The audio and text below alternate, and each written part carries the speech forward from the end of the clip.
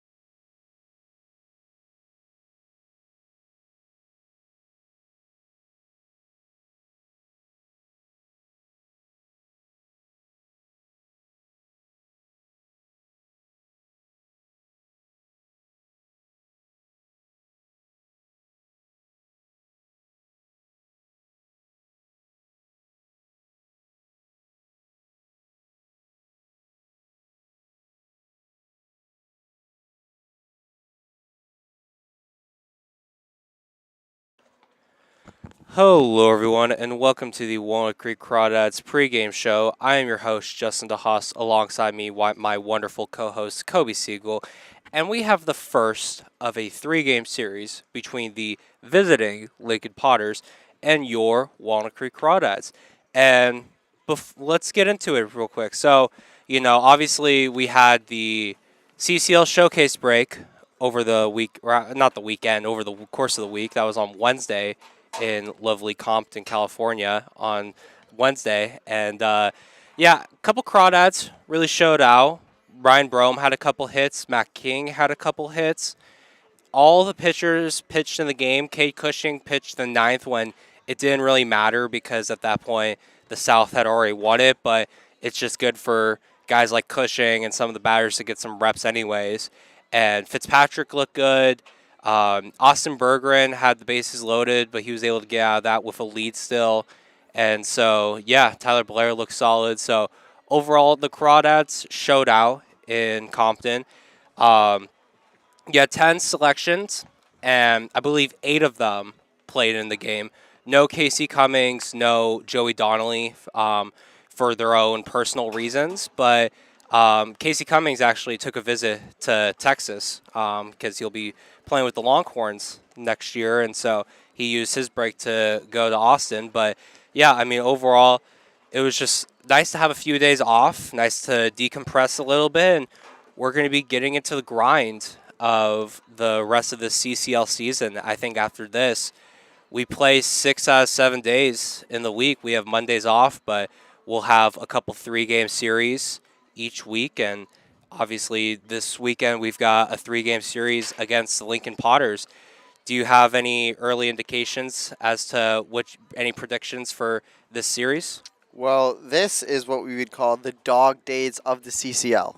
Yes. Oh yeah, very much so. If you've read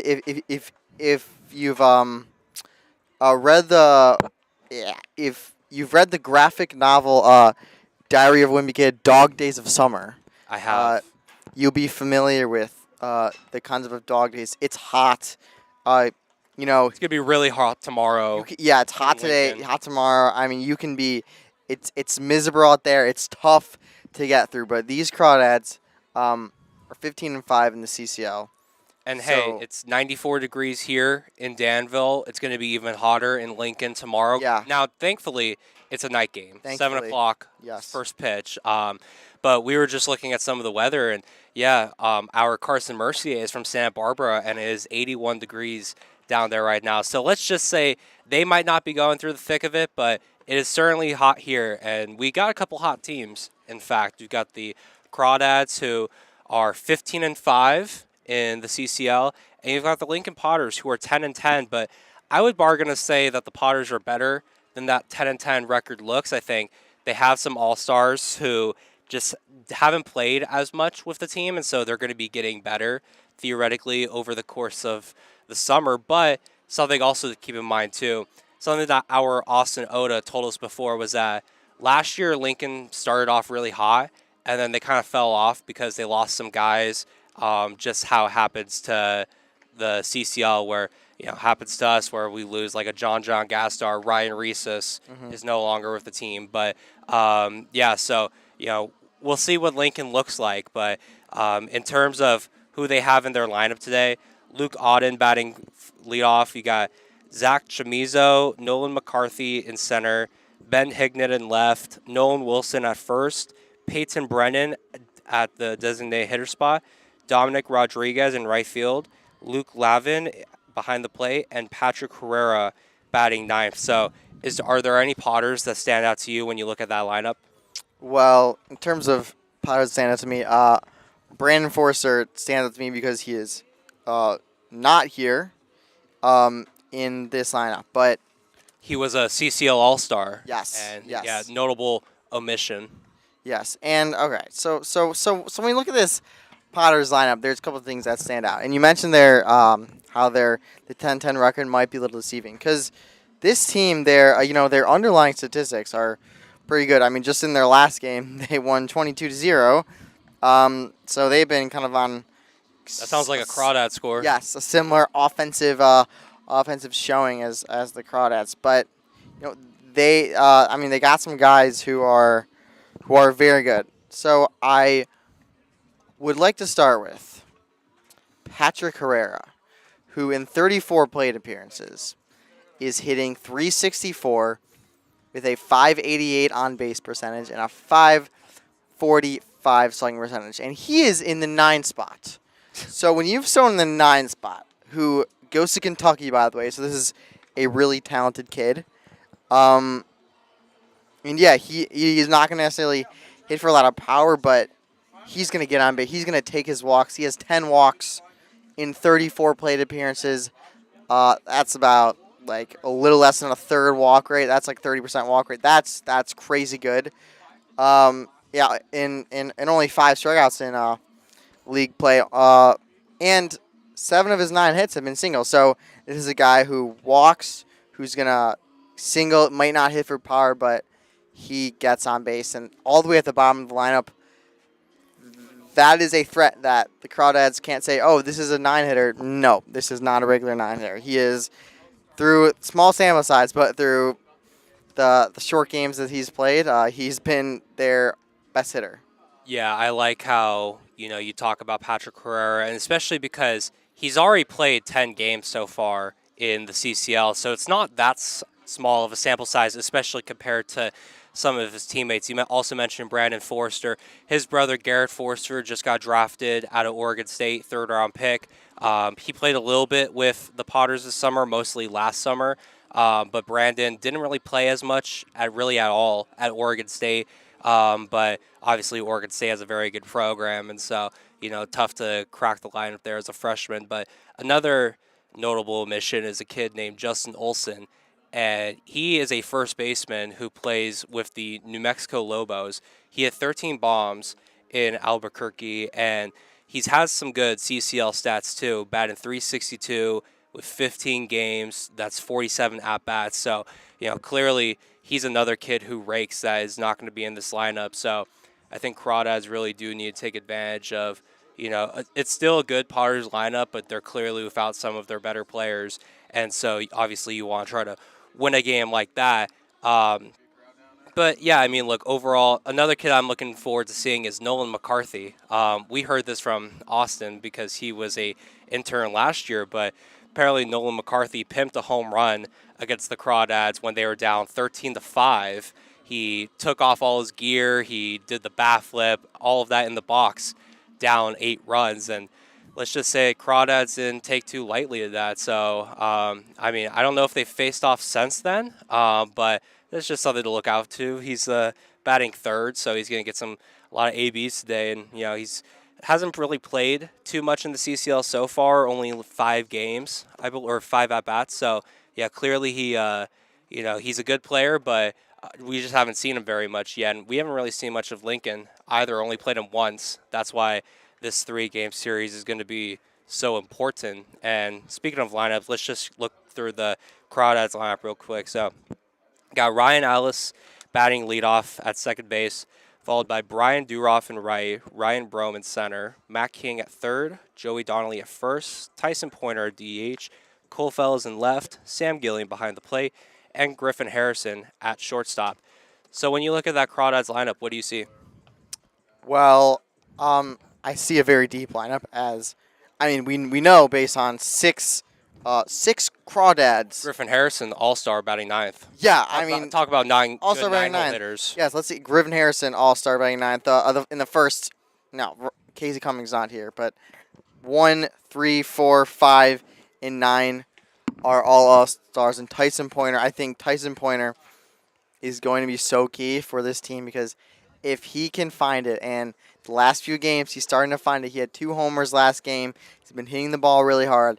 If he can find it, this just takes his team to another level. He just unlocks something. He unlocks another gear in this team. Yeah, no doubt about it. Like you said, he got some good swings off before the break. Hopefully these few days off haven't cooled him off or anything like that. Hopefully he can come out strong and have a strong second half. We've talked about before how he didn't have the first half of the season he wanted to, but he has some great stats at UTA. And, another one of his UTA partners, if you will, Ryan Ellis, who recently committed to the Mavericks, he's batting leadoff. And yeah, you look at, Casey Cummings, like I said, he took that visit to Texas. He is not in the lineup today, but a guy like Brian Duroff taking his spot batting second in right field. Obviously, he's the recent Charlotte commit, so, like to see Brian Duroff, see what he could do in that 2 spot. We've seen him hit high up in the lineup before, and so, you look at this lineup, we talked about before how 1 through 5 are all-stars, and, Duroff isn't an all-star because usually Cummings is in that spot, but, we'll see what Duroff could do. He's hitting 268 so far this year, so, yeah, he's been solid, but when you got a guy like Cole Fellows batting 7th, he's been really hot the last couple weeks, so, that's another good bat. And Sam Gilliam, probably one of the better offensive catchers in the CCL. So it's a really deep lineup, like you said. But let's just talk about who these lineups are going to have to go against. So the Crawdads are going to be throwing Dylan McShane. What do you have to say about the Oregon Duck? So, yes, the Oregon Duck, good. He's a 3.5 ERA, but he's only pitched 1 inning in the CCL. And in that 1 inning, he had 3 strikeouts. So, it was against the Admirals, and they're 22-0 win. So, this is second outing so far. So, the Crawdads have a better offense than the Admirals, but this guy clearly can play. And the Crawdads, and he's also a left-handed pitcher. And we've seen sometimes the Crawdads have struggled. Well, not necessarily the Crawdads as a whole, but some of the lefties have struggled against lefties. And in the lineup, we got Ryan Ellis, lefty, Ryan Brome, lefty, Joey Donnelly, lefty, Cole Fellows, lefty. So, and all those guys, except Cole Fellows, are all-stars. So, the lefty has a chance to neutralize some of the Crawdads' best bats. But for this game and just in the future in their baseball careers, lefties, you gotta be able to hit. You gotta be able to hit lefties if you're a lefty. So Yeah. that's just how it is. Yeah, So- no doubt about it. I mean, you just rattled off some of those names that are lefties in the Crawdads lineup, and I think that's what makes the Crawdads so good is that they have a bunch of good lefties in their lineup that they could put 1, 3, 5, 7 and alternate them with some good righties and Cummings and King, and so overall, really deepens the lineup there. But yeah, you mentioned Kane Hunter. He's got some good stats at Sierra College. You mentioned that 3.5 ERA. The 1.4 WHIP is a little high, so looks like you might be able to get some traffic on the bases against him potentially. So we'll see if they're able to get something going there. But you mentioned only one inning in the CCL so far, so not much of a sample size there. So I'm really curious to see what he does in his first start with the Potters so far this summer. And something else I also want to mention was that some guys in the bullpen, Zach Button. You might have heard the last name before because that is the same last name as Nico Button, who is the catcher. His older brother plays for Cal Poly Slow, and he's got some good stats at Cal Poly Slow. In 37 innings, he has a 4.82 ERA, so not too shabby there. But overall, curious to see how he does in his Crawdad debut. You've got EJ McGrew out of the pen, which I find fascinating because we expect EJ McGrew to be a starter for the Crawdads in the second half of the season, especially with guys like Rhesus and a few others who, are not pitching with the squad anymore. Ryan Delaney out of the pen, Ryan Troy, and Cade Cushing back in the bullpen looks like maybe in a potential closer role if they can get a save situation. So obviously you saw him start in the last outing before the break, and so curious to see what Brant does with that closer role if he brings Cade back to the closer, which it seems like he's doing, or if he decides to maybe bring him out to start a couple times. But yeah, so you've got 5 guys in the bullpen, and we know McShane can give you a solid 4 innings, maybe 5 if he's cruising. We'll see. We'll find that out today. But do you have any final thoughts? Yes, a few. One, the last time the Crawdads played Potters, Ben Higdon hit 2 home runs, one off Crawdads legend Jack White, and another off of Tyler Blair.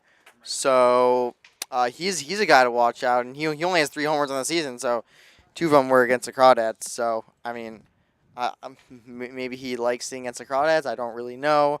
But also Zach Button, I don't know what happened his junior year because a little bit of drop off in. He had 37 innings last year and 4 innings this year. Maybe injury, I'm not sure, but he looked to be his at least his sophomore season there. 40 strikeouts, 14 walks, 4.0 ERA, so pretty solid numbers there at Cal Poly. So I expect him to be really good. Yeah, I like how you mentioned Jack White because he only made one appearance with the Crawdads this summer. That was in that game against Lincoln. He got the win, but we haven't seen him since, and we're not going to see him. He made one appearance, and he did his job. But yeah, so we'll see. He got the win that last. Get the win this time if the Crawdads pulled out. But yeah, you see the managers are meeting at the batters boxes, and it's 3:56. That means it's time for us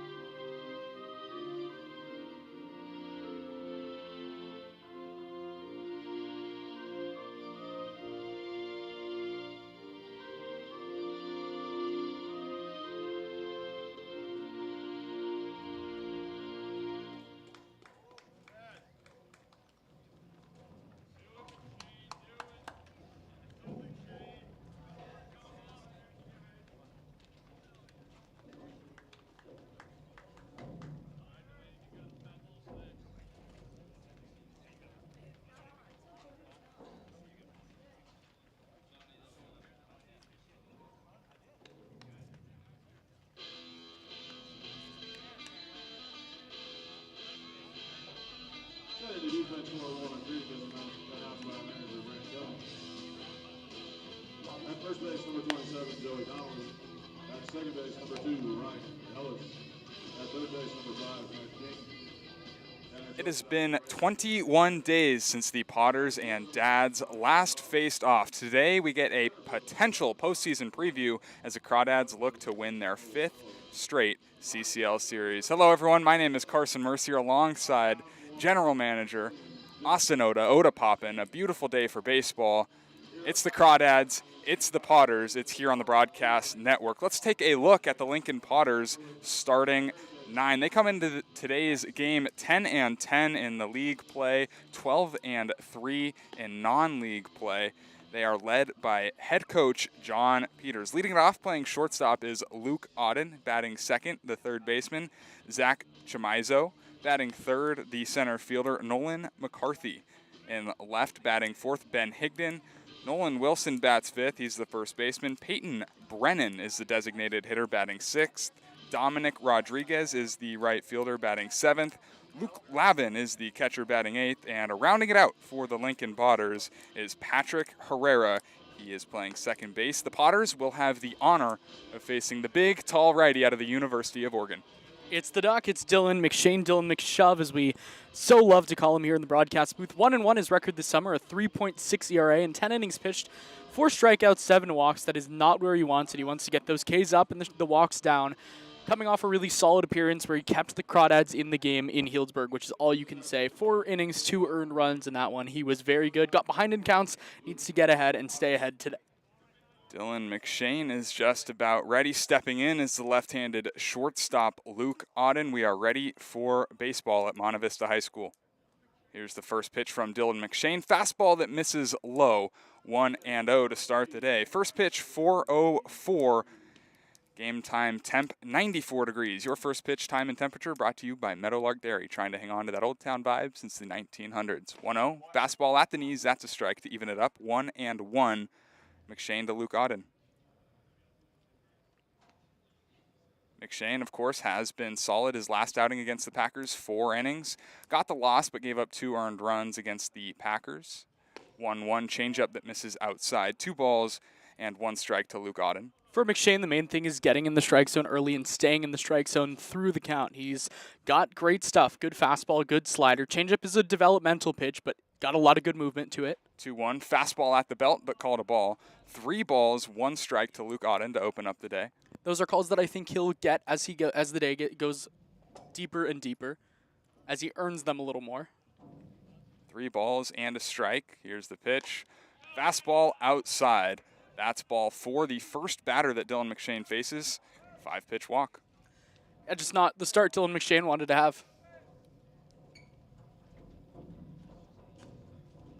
Here's Zach Chamizo, the third baseman, having a pretty good year. 322, a home run, and 9 RBIs playing third base. Another Potter at the top of this lineup that hits from the left side.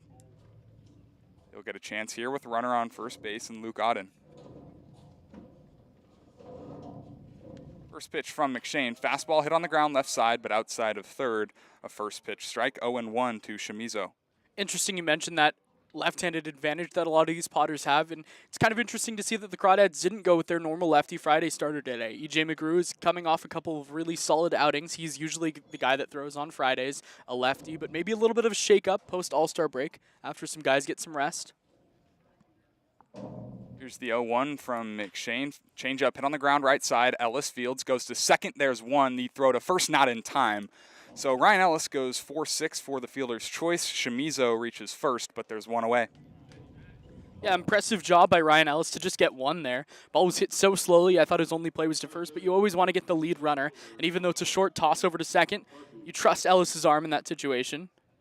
Here's Nolan McCarthy. The center fielder is 2 for 5 with 4 RBIs to start the summer. Last year, this kid mashed. Hit 361, 5 home runs, 26 RBIs, and 83 at-bats. Runner on first, 1 away. First pitch misses outside. Ball and no strikes to Nolan McCarthy. In the last 8 games, the Crawdads are 8-2 against the Potters. That dates back to last season. 9-5 victory earlier this season. Slider misses a little outside, maybe a little high. 2 balls, no strikes to Nolan McCarthy. I like the spot. Like I said, it's a call that I think as the game goes on, he might get more and more to go his way as he starts earning some strikes.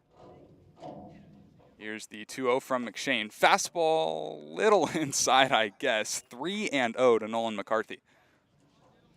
He's just not getting a lot of help early on.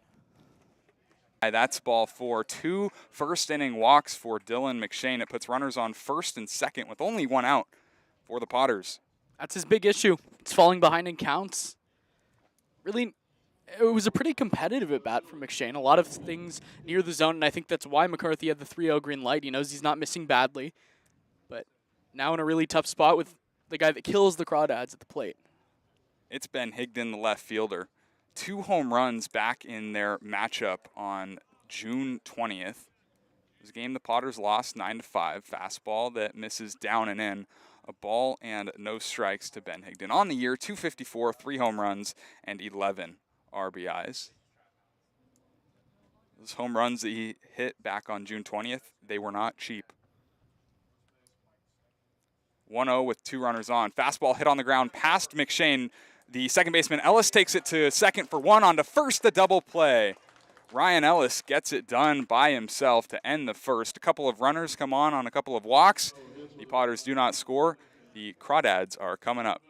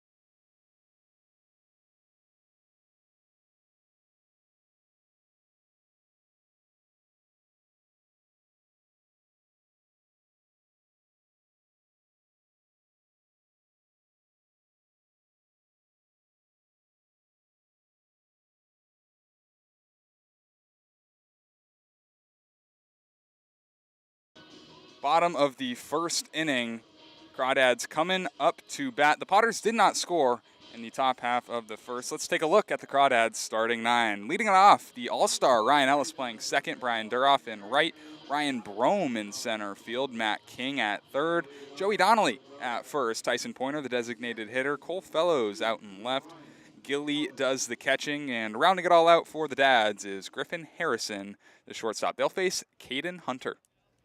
Hunter, an inning, 3 strikeouts. That's all the batters he faced, and I think that says a lot in one game against the Admirals. First pitch to Ryan Ellis. Fastball right down the middle. 0-1 to Ryan Ellis, who is having a phenomenal season as a Crawdad. 402, 3 home runs, 19 RBIs. Part of the All-Star game. Led off the All-Star game for the North team is a 0-1. Fastball misses outside. 1 ball, 1 strike to Ryan Ellis. Caden Hunter might have his hands full today. The Crawdads' OPS is 864. League average 762 is the 1-1 is fouled back. This team has been very good. Good offensively, solid on the mound. I was talking to Andy Mack about this before the game. It's not a team with a bunch of superstars, but it's just a team 1 through 9. Everyone puts together a good at bat. 1 ball, 2 strikes. Here's the pitch to Ryan Ellis. It's a fastball, hit hard but foul. We'll do the 1-2 again. Just slicing that fastball the other way, seeing the ball well. That's what he wants to do in a 2-strike count, take the ball to left field. 1 ball, 2 strikes, no score after half an inning.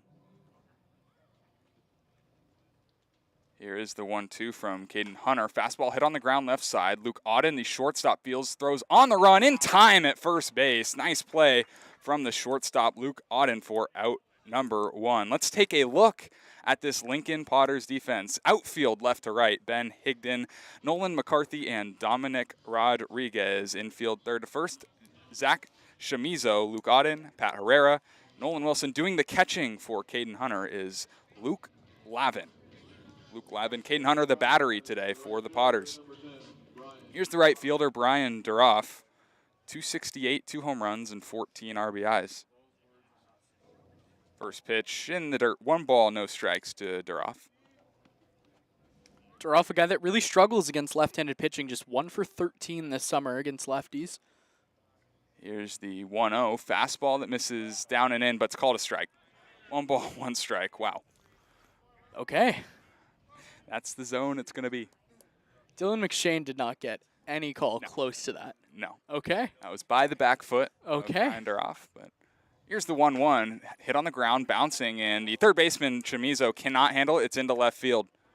Around first, but staying there is Brian Duroff. He reaches on what will be called an E5. What? Just kidding. Official score says E5, so I'll say E5 too. Wasn't sure until that point. Nah, that was an error. Here's another Crawdad All-Star, 1 of 10 on this team, Ryan Brome. Today playing center field, played right field in the All-Star game, having, well, you can guess it, a very good season. First pitch, fastball, misses down and out, 1-0. 337, 5 home runs, and 23 RBIs. Went 2 for 3 in the All-Star game. Hit 1 ball that, well, I thought was going to get out. I was jumping off my couch. Yeah, you were. I thought Brome went deep. He didn't. Here's the 1-0 to him. Fastball hit pretty well. Left field. That one's deep. That's back. It is out of here. Ryan Brome, opposite field home run in the bottom of the first inning. Crawdads jump out early. It's 2-0. That is the Ryan Brome swing. Just slicing the ball left center with a lot of power. Lefty on lefty. Another guy struggles against left-handed pitching this year. Now just 3 for 20, but that ball was clobbered to left. That's his 6th home run of the summer. The no-hitter is gone for Caden Hunter. So is the shutout. Shutout, no-hitter, lose it on 1 swing. It's 2-0 Crawdads for another All-Star, Matt King. First pitch to Matt King from Caden Hunter. Fastball at the knees, called a strike. 0-1. King hit a double, went 2 for 3 in the All-Star game. Fun to watch him. Puts up a professional at-bat, it seems, every time. 1 changeup hit straight away center field. Back goes McCarthy. He will watch it one-hop the wall. Digging for second is the shortstop, Matt King. He is into second base. His 3rd double of the summer. Back-to-back hits for the Dads. Crawdads are just teeing off right now. Whatever they're seeing is going far. That Brian Duroff reaching on an error has really helped their psyche, I guess you could say, and got the next 2 guys swinging the bat well. Here's Joey Donnelly to face Caden Hunter, the lefty-lefty matchup. The first baseman, 338, 2 home runs, and 17 RBIs. Has a chance here with 1 out and a runner in scoring position. A 2-0 Crawdad lead already in the bottom of the first inning. First pitch from Caden Hunter misses outside. 1 ball, no strikes to Donnelly. Nice start for the Dads. Hot day. The ball is flying. Time is called. Luke Lavin will have a word with Caden Hunter. Yeah, that's the start the Crawdads needed. It's always difficult coming back from an all-star break, from any extended break. That one about 4 days. We don't really know what we're going to get from them, but staying hot. Put up 49 runs in the 2 games before the break. A 52-run series against the Mudcats. Not something you can say every day. Here's the 1-0 to Donnelly. Fastball that misses just a little below the knees. 2 balls, no strikes. Well, especially when the first game they only scored 4, and you were almost worried that they weren't going to hit for the rest of the series because they looked bad in game 1. Ron Casey looked like Cy Young. Prime Tom Glavin. Here's the 2-0 to Donnelly. Fastball waved at and missed. 2 balls and a strike to Donnelly. I mean, they were losing with 2 strikes, 2 outs in the bottom of the 9th. In an 0-2 count. Yeah. Cole Fellows did his thing. Sent them home happy. Here's the 2-1 with 1 out to Donnelly. Fastball again, swung on a miss. 2 balls and 2 strikes to the big first baseman.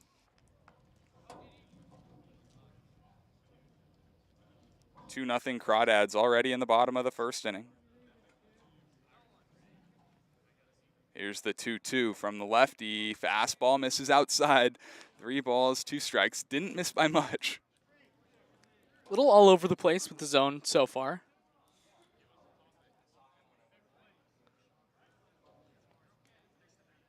Here's the 3-2. King takes off for third. The pitch is called a strike. Throw down is in time. Strike him out, throw him out to end the first inning, but not after. Or not before. Ryan Brome, 2-run home run to put the Crawdads on top. 2-0. We're going top 2. 2 runs on 2 hits. I wasn't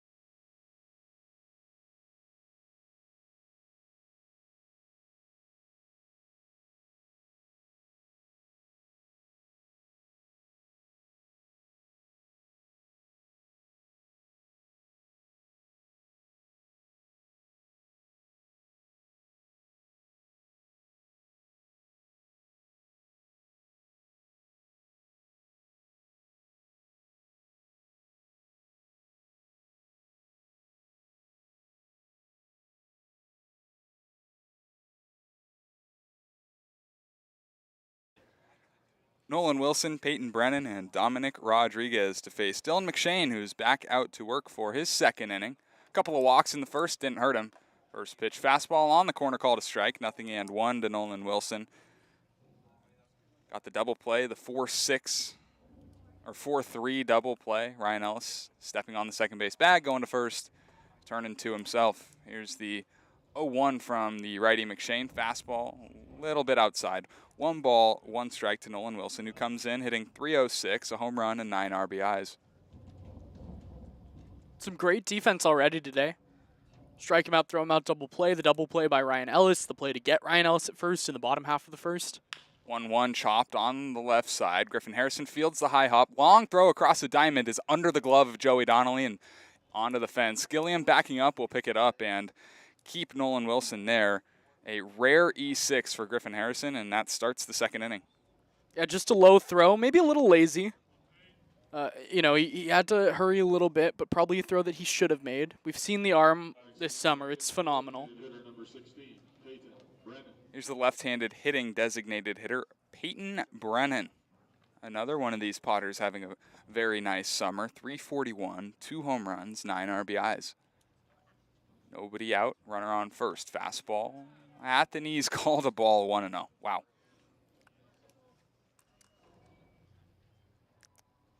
Wow. Yep. Here's the 1-0 from McShane. Fastball hit on the ground through the right side into right field, a base hit. Duroff is there. Going first to third is Nolan Wilson. He will get there without a throw. Snap throw back to second. No umpire was looking, so a single for Peyton Brennan, and there's runners on the corners. Nobody out for the Potters in the second. This is what the Potters do. In the first game that these two teams played, Walnut Creek was able to score big in the first, a 5-run first inning, but then Lincoln came back in the bottom half against a really good starter, Jackson Flora, and were able to turn it around. They're the king of shutting down the shutdown inning. Here's Dominic Rodriguez, the right fielder. Young summer form. 4 for 12 to start, so he's been hot. Nobody out. Runners on the corners for the Potters in the second inning. They chase 2 runs. First pitch misses high. 1 ball, no strikes to Dominic Rodriguez. Just 3 first pitch strikes for Dylan McShane. Dominic runner goes. The pitch is inside, a called a ball. No throw down to second base. Peyton Brennan has stolen second base, and there's 2 runners in scoring position. Still nobody out. It's a big at bat because this is where the game could kind of flip all of a sudden. Crawdads had some momentum, a good 2-run first inning, had a runner on second with just 1 out. Then they strike him out, throw him out, double play. And here in the top half of the second, McShane looking for a shutdown inning. This is a huge batter to try to get that to happen. Here's the 2-0. Fastball chopped on the left side. Harrison charging. It's right by him. Into left field, a base hit. 1 run will score. Another coming around. He will score. The game is tied at 2 in the second. Just a chopper. Griffin Harrison, I think, tried to play hero ball a little bit. If he keeps that ball in front of him, only 1 run scores. It's probably still a base hit, but you'd rather that than 2 runners coming in. Play that probably, again, would have been a hit either way, but just a tough break for the Crawdads. The official ruling is a single for Dominic Rodriguez. It plates 2. We're tied at 2, and here's Luke Lavin, the catcher. 240 average, a couple of home runs, and 11 RBIs. First pitch, fastball misses outside. 1 ball, no strikes to the left-handed hitting catcher. So not really the start that Dylan McShane would have wanted to his second inning. Has given up 2 runs. It started with the E6, a single, and another single. 2 runs. Here's the 1-0. Fastball on the corner. That's a strike. Snap throw down to first, but back standing is Dominic Rodriguez. Yeah, I think, we talk a lot about leadoff walks coming around to score. I think we can say the same about leadoff errors. The baseball gods don't like them. I know I've said they're not really real, but I was going to say, I thought you were a non-believer in the baseball gods. There's a thing about him. Here's the 1-1. Changeup hit on the right side. Donnelly fields the low hop. His only play is to first. He takes it there himself for the out. 3 unassisted moves. Dominic Rodriguez 90 feet further to second base. I don't hate the result. I know you need to get an out there. What I do hate is trying to get that short hop. You got to maybe let it come up on you a little bit, try to get a bigger hop, take it to the bag easier. You have time, but made the play. That's all that matters. 1 away now for the number 9 hitter in the Potters lineup, Patrick Herrera, the second baseman. 375, a home run, and 4 RBIs. 1 out, top of the second. 2 runs home already for the Potters, and a runner on second. Fastball misses outside from McShane. 1 ball, no strikes. So the same story, so to say, as his last start against the Prune Packers. Not a lot of first pitch strikes, not getting ahead. And it, hasn't really done him too well. Here's the 1-0 from him. Fastball way outside. 2 balls and no strikes. I think a couple calls go the other way in the first. Maybe settles in a little differently. Not an excuse. I'm sure he wouldn't use it as an excuse, but just food for thought. 2 balls, no strikes, 1 out. McShane set. Fastball at the knees. Handled well by Gilliam and called a strike. 2-1. Handled very well by Gilliam. Good work back there. Stealing your pitcher strikes. It's going to be huge in a game like this.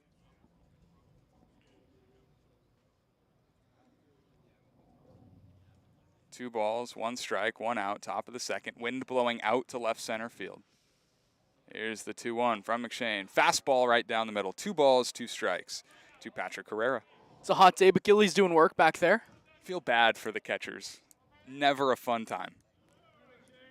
Especially when your pitchers are throwing balls. It's never an enjoyable experience.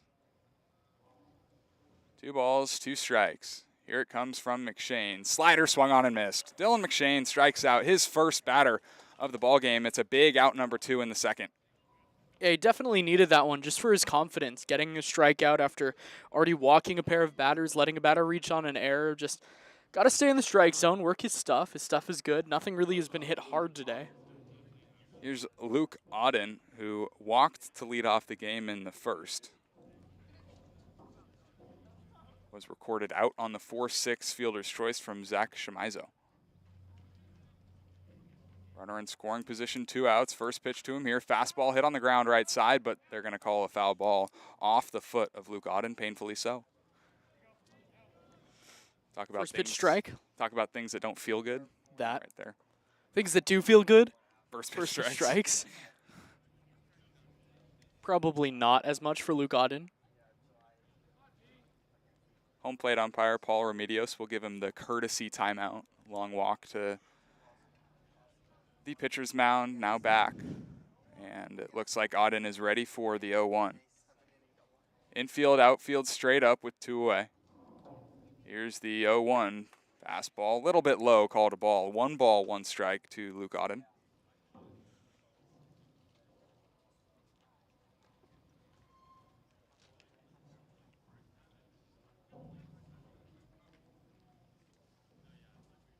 Here's the 1-1 from McShane. Fastball at the belt. Called a ball. 2-1. Wow. Zone is tight for Dylan McShane. Paul might have like air conditioning in his gear, so he doesn't really care about the weather. Yeah. Here's the 2-1. Fastball, same spot.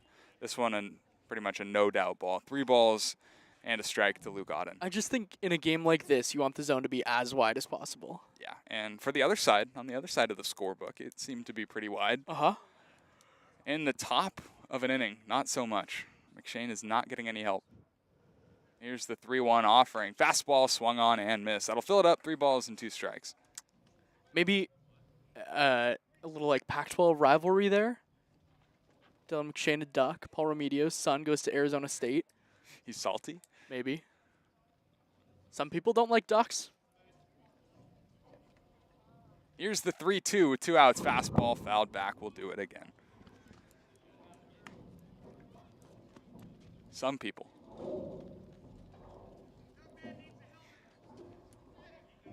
Some people don't like Ducks. I wonder, who you may be referring to. I love Ducks. I know you do. I like Gauchos. Mac likes Gauchos. Here's the 3-2 from Dylan McShane. Change up, swung on, and missed. His second strikeout. Dylan McShane goes back-to-back Ks to end the second. However, the Potters score 2 runs on 2 hits. They leave a runner on. We're going to the bottom of the second inning where the Crawdads look to respond. 2-2.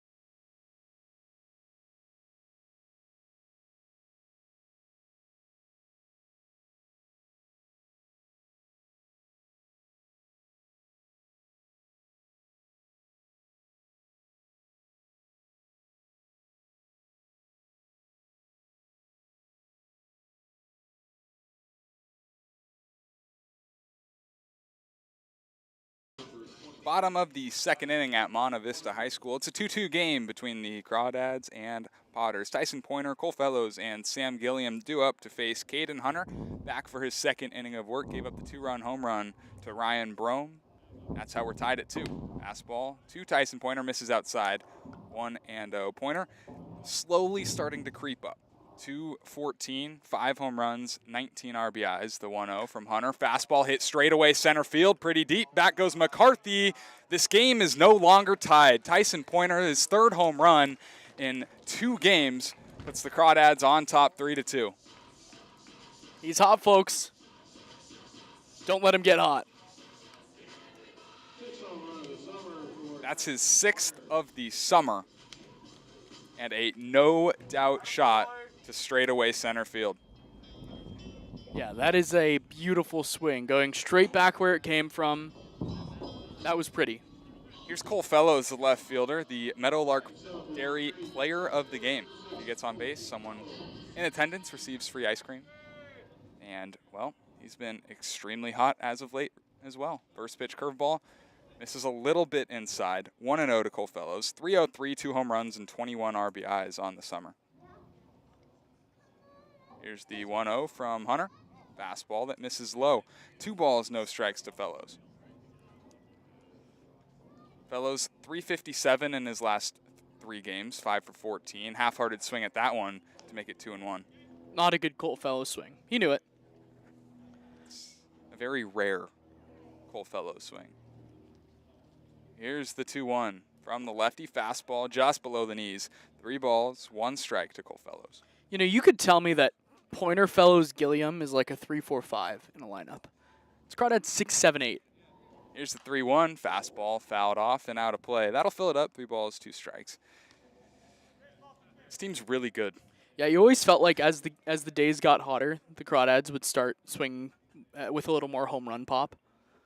Wind blowing out a little bit as well. Here's the 3-2. Hit on the ground up the middle. Pat Herrera, the second baseman, fields right next to the second base bag. Goes to first in time for out number 1 in the 2nd inning. Nice bounce back there from Caden Hunter. Needed it, but now he's got to face Gilly. This is a pretty perfect Sam Gilliam day to hit. Sam Gilliam on the summer has been one of the best catchers in the CCL. Maybe we talk about all-star snubs this time of the summer. I think Gilliam, probably one of them, hit in the first half 268, 4 home runs, and 12 RBIs. First pitch from Hunter. Change-up, swung on and missed, nothing in 1.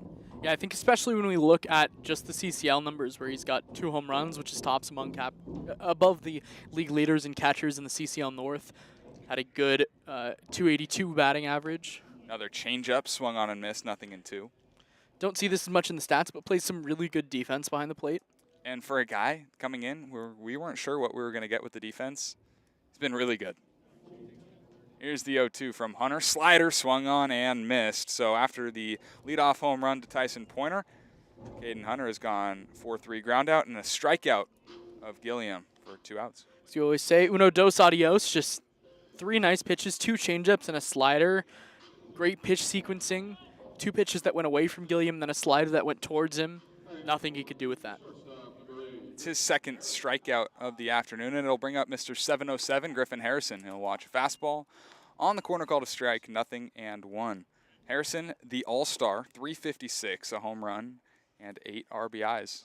Griffin Harrison mashes left-handed pitching. Here's the 0-1. Curveball hit on the ground sharply left side. The third baseman, Shimizu, will field it in foul ground. He'll go to first, but it won't matter. The count's 0-2. Tell me more. 7 for 10. Wow. A home run. Wow. 5 walks. It's pretty good. That plays. Mm-hmm. Slugging percentage, 1,000.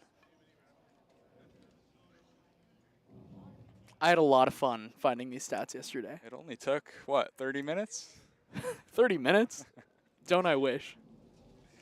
No balls, 2 strikes to Harrison. Caden Hunter delivers. Changeup hit well into left field, a base hit. He is now 8 for 11 against lefties on the summer. Dude just mashes.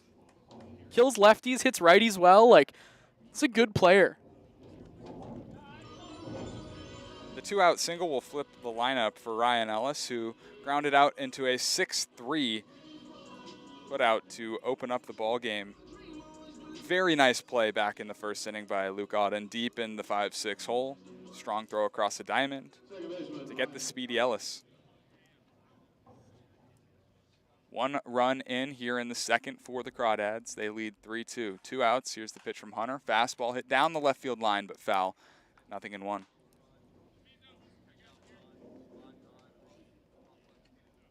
a game after hitting 8 home runs. Crawdads already have 2 through 2 innings. That's good.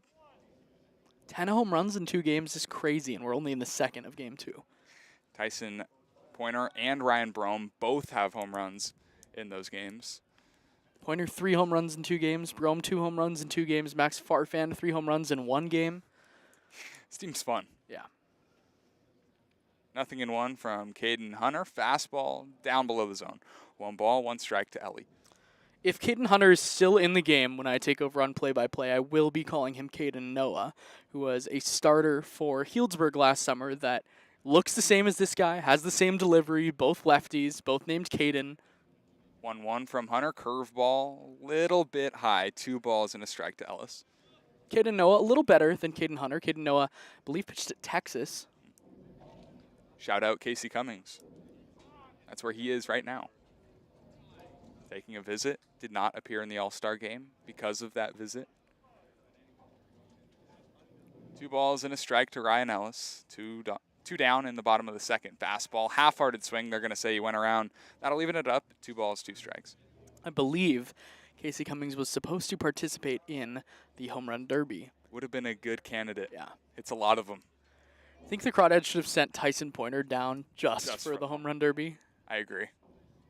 Fun guy to watch. When he's right, he's right. Here's the 2-2. Runner goes. Slider outside. It is a ball throw down to second. Not in time. Griffin Harrison steals his 3rd bag of the summer. He's on scoring position with 2 outs. I think for Luke Lavin, that is not an easy pitch to receive. His pitcher didn't give him much help, but it was still a strong throw that was relatively close to second. Catcher committed to Stanford. He's got a lot of talent back behind the plate. 3 balls, 2 strikes, 2 outs, a run home in the second. Here's the 3-2. Fastball hit right back up the middle. That'll get into center field, a base hit. Harrison being waved around third. He will score without a throw. Ryan Ellis, RBI single in the second. It's 4-2 Crawdads. Crawdads are just on fire right now. Like, everything looks like a beach ball to every hitter 1 through 9. It's so fun to watch. Ryan Ellis, who really hasn't been that much of a part of the party as I think you would expect in as dominant of a stretch the Crawdads have been. Just taking one right back up the middle. Good piece of hitting. Gives the Crawdads another run. Extends their lead. Here's Brian Duroff, who reached on an error and scored on the Ryan Brome homer. Ellis dances off first, but he's not going anywhere. The pitch is in the dirt. 1-0 to Duroff. Duroff, last 2 games, 2 for 6, an RBI. Does have 6 walks. That doesn't even sound like a real stat as the 1-0. Fastball hit down the right field line. Should be playable for Dom Rodriguez. Does he have enough room? He does to make the catch in foul ground. That'll retire the side. 2 runs on 3 hits, including a Tyson Pointer solo home run. The Crawdads retake the lead. It's 4-2. We're going top 3 at Monte Vista High School.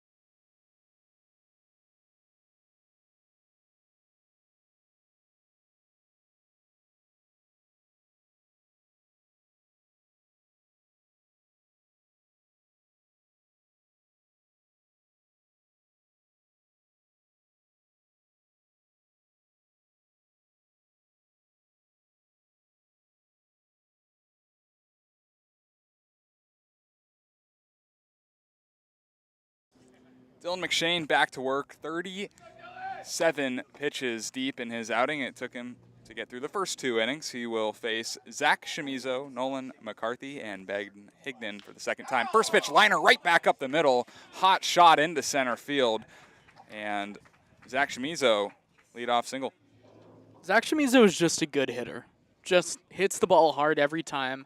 Committed to the University of California, Riverside. Go Highlanders. Shout out my 3 best friends from high school, all going to UC Riverside. Wow.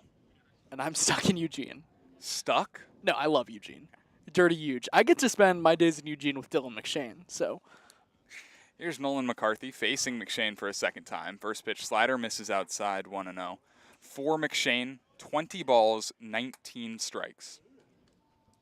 That's how we do it in Eugene. It's the Dirty Huge for you. Here's the 1-0 slider inside, 2-0. It's crazy. That's just bizarre. 4-2, Crawdads lead in the top of the 3rd inning. Scored twice in both the first and the second. Here's the 2-0. Fastball hit on the ground left side. Matt King on the low hop goes to second. It's into left field. Safe everywhere are the Potters. And E5. Weird. The Crawdads have been so good defensively all summer, but 2 really poor errors from 2 guys who are usually really sure-handed at their defensive positions. Double play ball turned into 2 runners on, no out. That's not good. I've been told fielder's choice, E5. And that'll bring up Ben Higdon. Last year.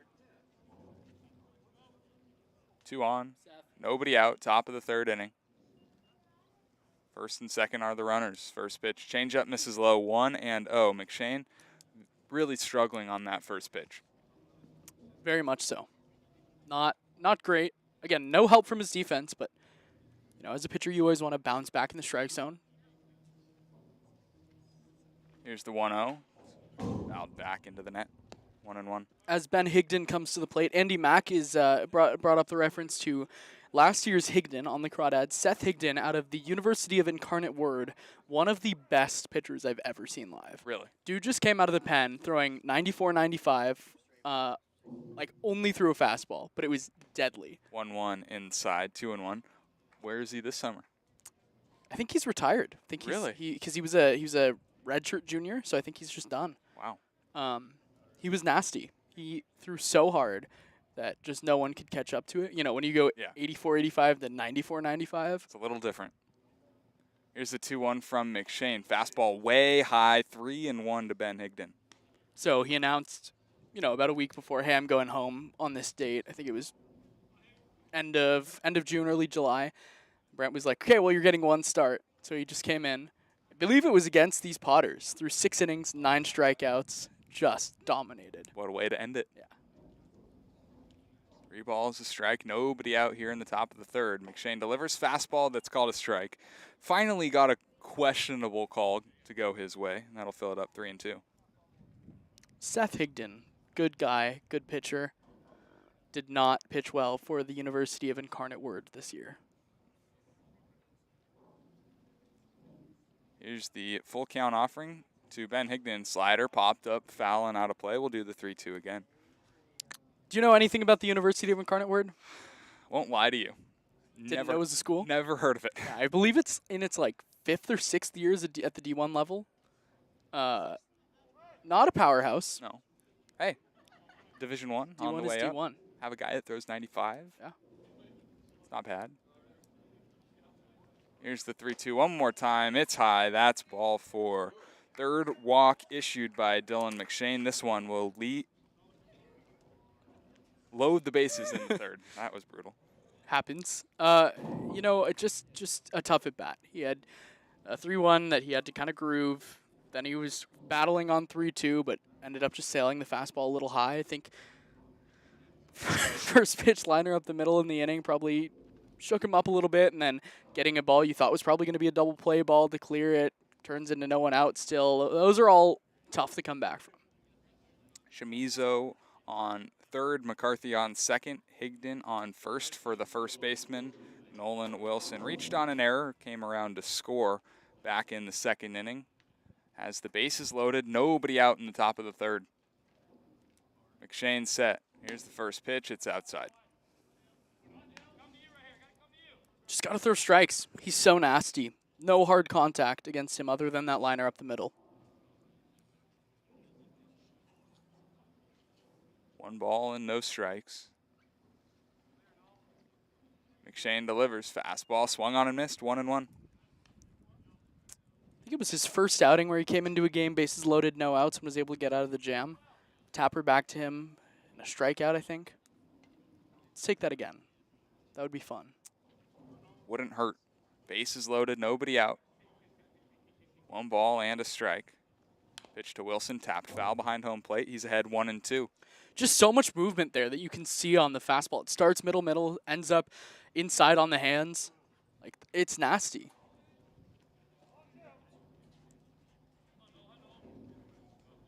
McShane up to 51 pitches with nobody out in the third. 26 balls, 25 strikes. Here's the 1-2 to Wilson. Slider swung on and missed. Huge strikeout. That's his third of the afternoon and the first in the third. It's a big one. Big first out. Now a double play gets you out of the inning. Peyton Brennan already 1 for 1 today, but hey, ground ball, get you out of the inning, get your bats back in the dugout. Peyton Brennan, 1 for 1 and scored. He also stole a base. Ground ball single into right field in his last at-bat in the second inning. Bases are loaded for him here. First pitch outside. Called Whoa. a strike, 0-1. Okay, Wow. thanks, Paul. Wow. Dylan McShane just got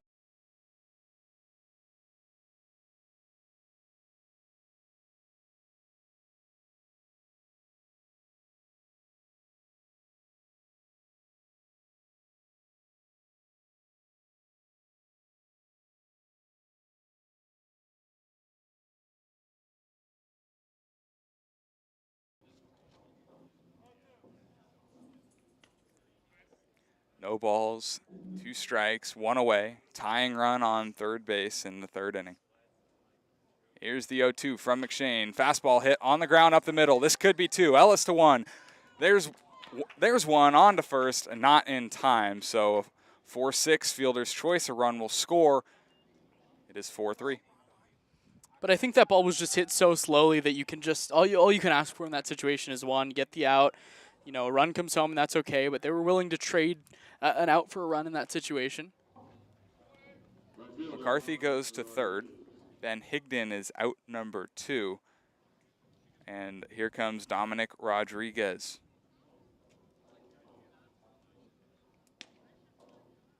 First pitch offering, slider right down the middle, 0-1 to Dom Rodriguez.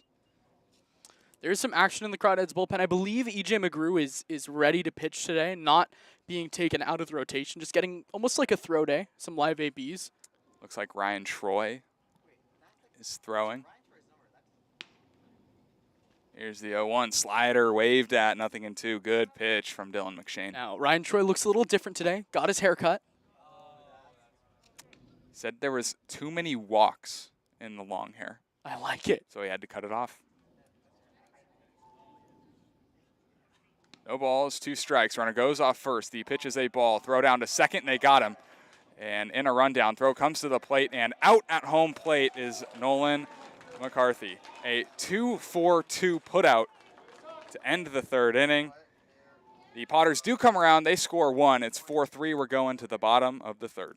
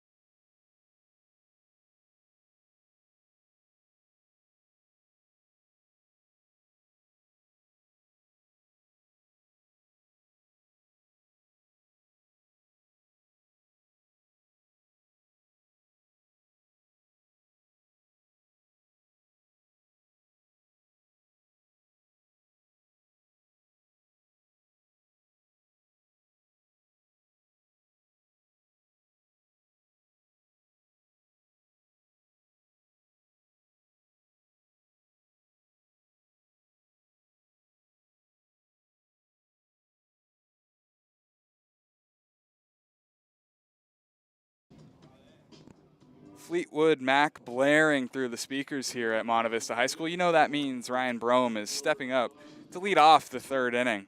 He will be facing Caden Hunter, who he hit a 2-run homer off of back in the first inning. 4-3 Crawdads lead in the bottom of the third inning. First pitch from Caden Hunter. Slider hit well into center field. That's a base hit for Ryan Brome. Ryan Brome, 2-hit day. He's halfway to the cycle. Dude just rakes. He hits everything hard. He's going to right center. He's going to left center. He'll take it to left. He'll take it to right. He'll take it everywhere. He's just, say it with me, a baseball player. He's a good baseball player on a good baseball team. That'll bring up Matt King. He doubled back in the first inning and kind of a double machine. That was his 5th of the summer. Throw over to first, but back standing is Brome. A move right there.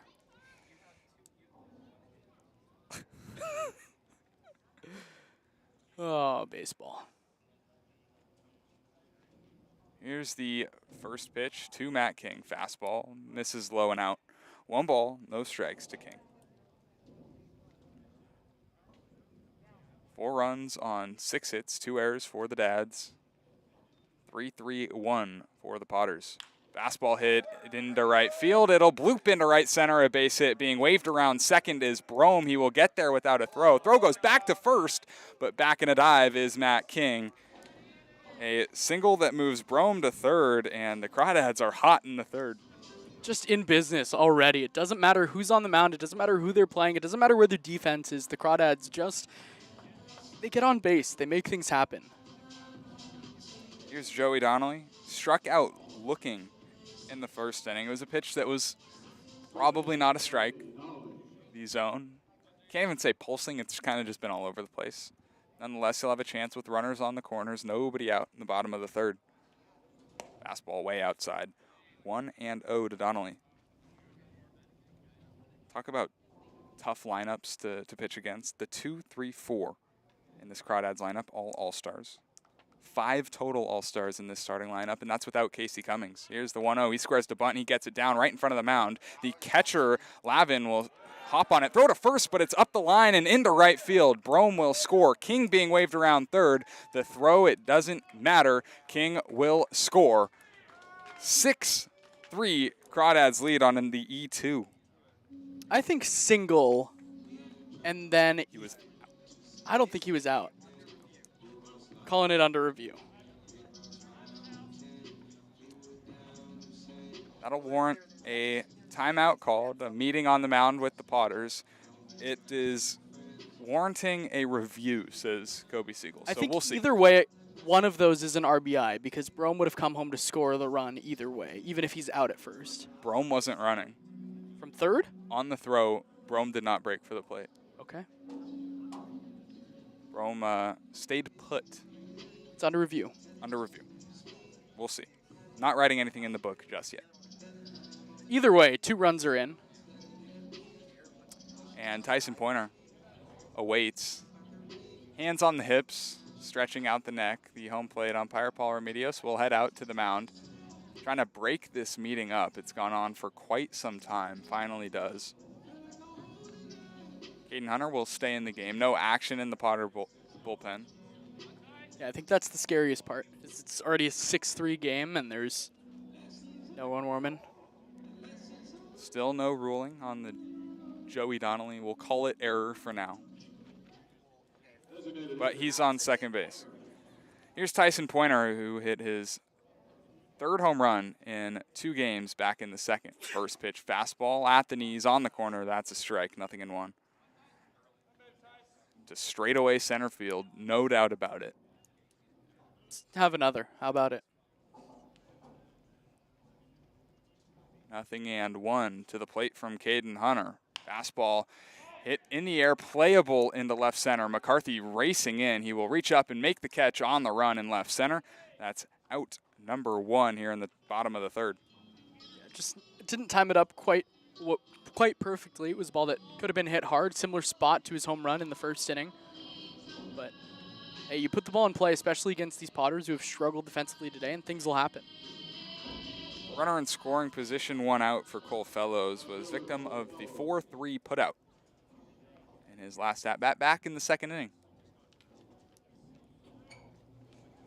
Hunter, a couple of looks back to second, now delivers first pitch slider that bends in, almost hit Fellows, but evidently misses inside 1-0.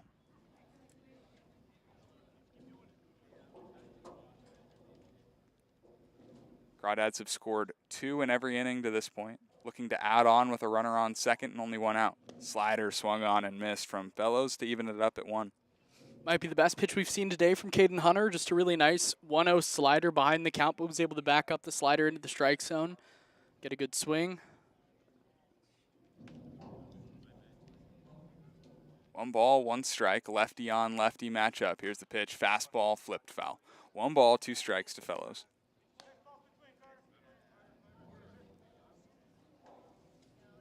Caden Hunter today has struggled, but on the season, the Potters have one of the best ERAs. Team ERAs, 4.06. Opponents hitting 2.35. League average ERA in the North is 5.49. Fastball misses up by the head of Fellows, gets to the backstop. Advancing to third on the wild pitch is Donnelly. Very intrigued to see what the final ruling on the Donnelly bunt is. We're waiting patiently. Kobe's doing his job. He is. Justin is also sitting next to him, just smiling on Prize Picks. Fantasy. Apologies.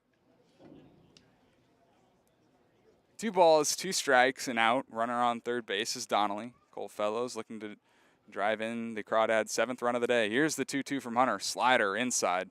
That's ball 3. Almost surprised it wasn't called a strike. Yeah. It's a pitch that is not a strike, but it's been called a strike on numerous occasions today.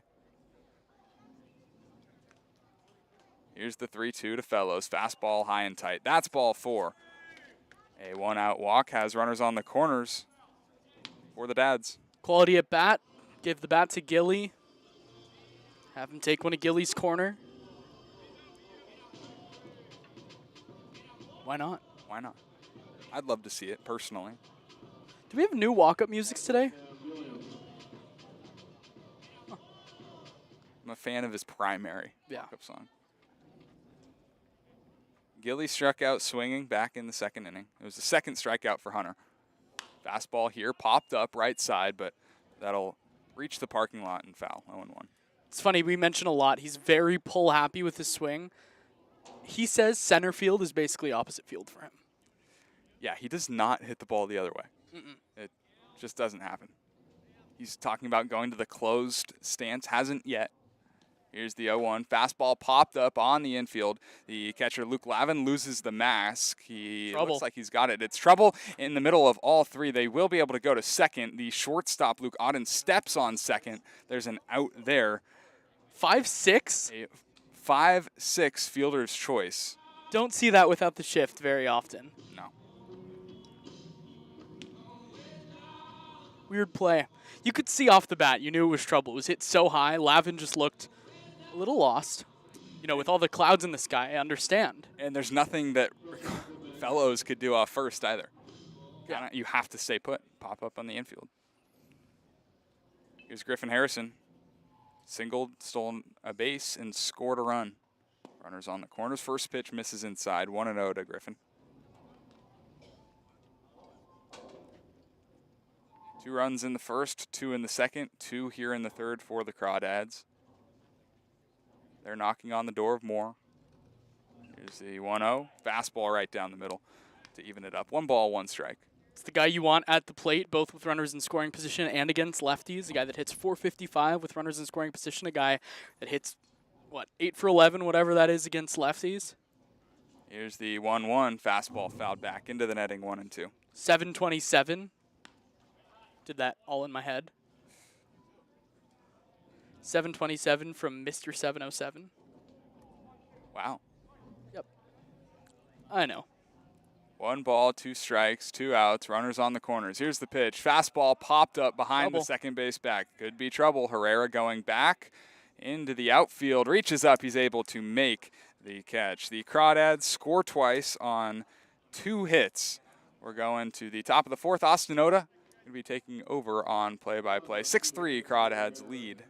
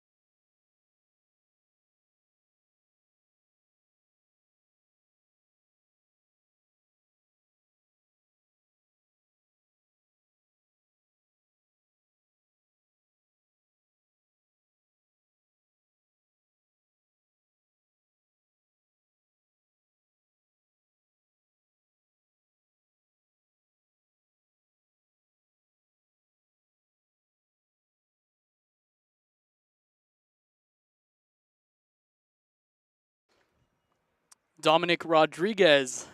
Just kidding. I can't have my laptop there, can I? It was good.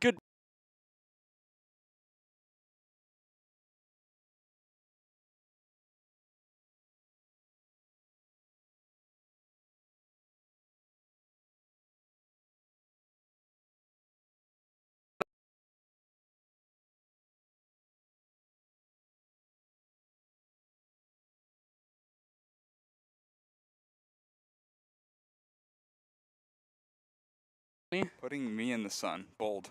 It's not you, it's the laptop.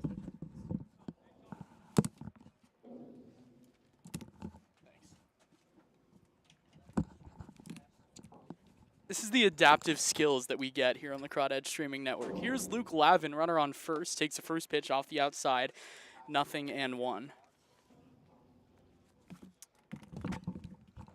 Just gonna let you know now your laptop is still in field of view here. Is it? Yeah. Okay, hold on.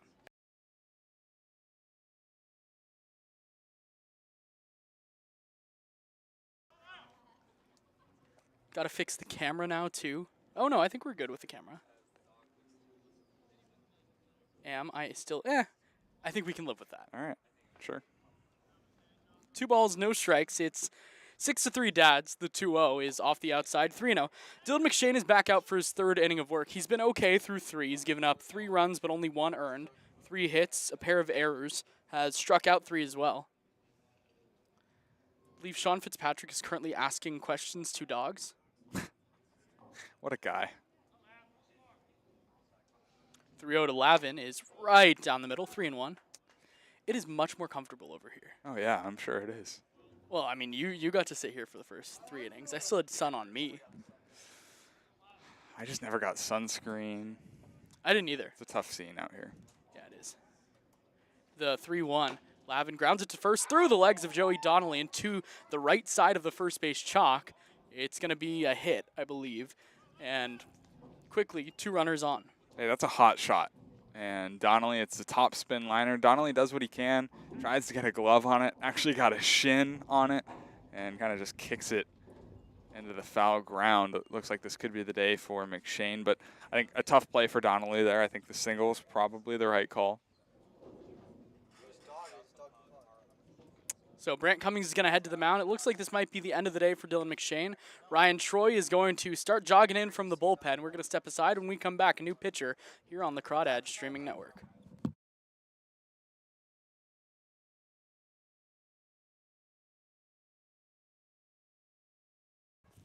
I was just kidding. You know, Ryan Troy came sprinting in from the bullpen. He was all excited. Brant said, nah, get back. Nah, get back. I think Dylan was talking a lot in that mound visit and sent him back, and he's going to keep working. He wants to work. Good for him. Messed up my scorebook, though.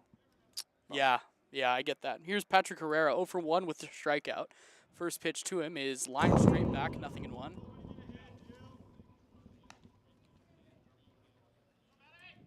Herrera 0 for 1 with a K. Runners on first and second, no outs.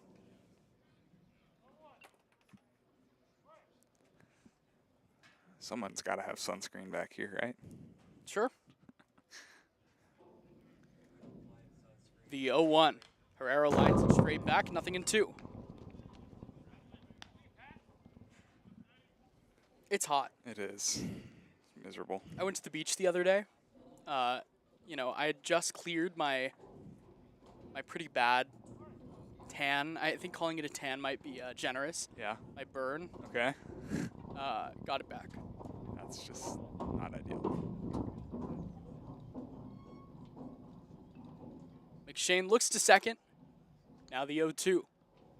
High with the fastball, 1-2. It's 6-3 Dads here in the top half of the 4th.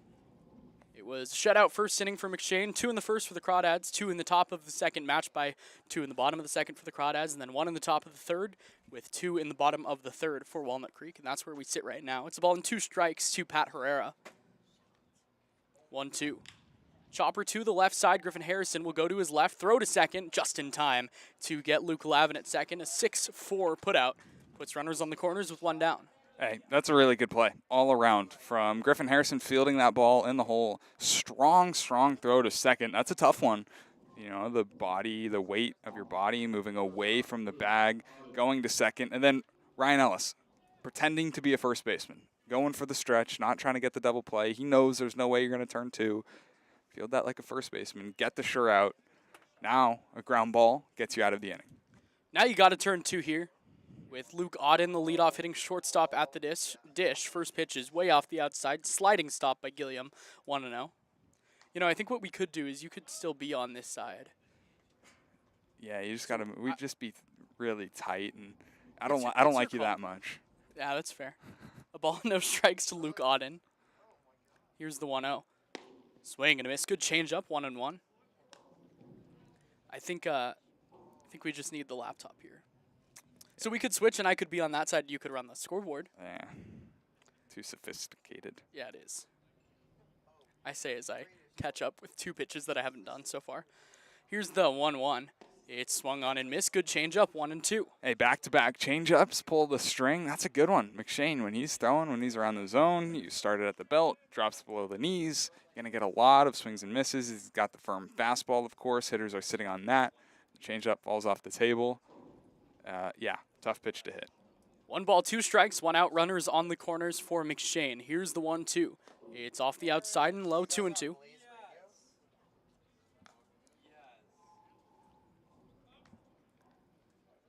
Five hits on the day for Lincoln, but the Crawdads have 7 of their own. Yeah, now you're testing, standing behind me. I see how it is. 2-2, throw back to first, wide of first, but Donnelly's able to pull it down. It's like not bad in the shade. No, not at all. And the sun, different story. Yeah. Different story. Yeah.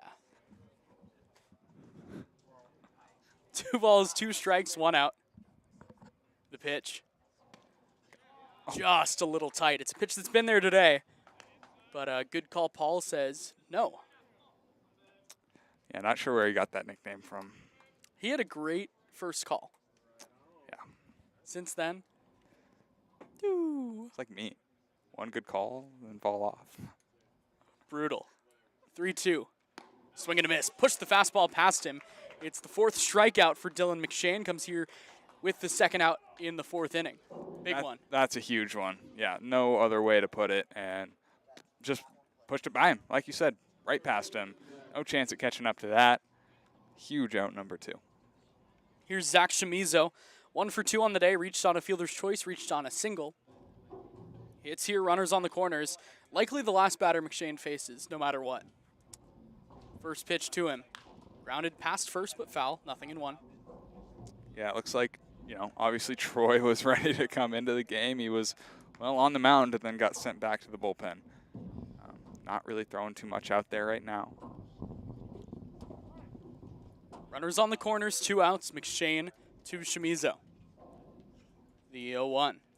Off the outside with the fastball, 1-1. Just got to throw strikes.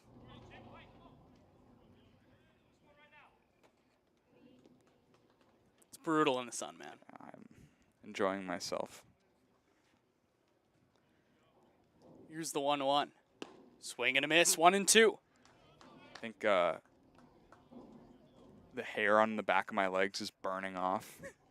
It's that hot. It's pretty toasty. 1 ball, 2 strikes, 2 outs, McShane and Chamizo.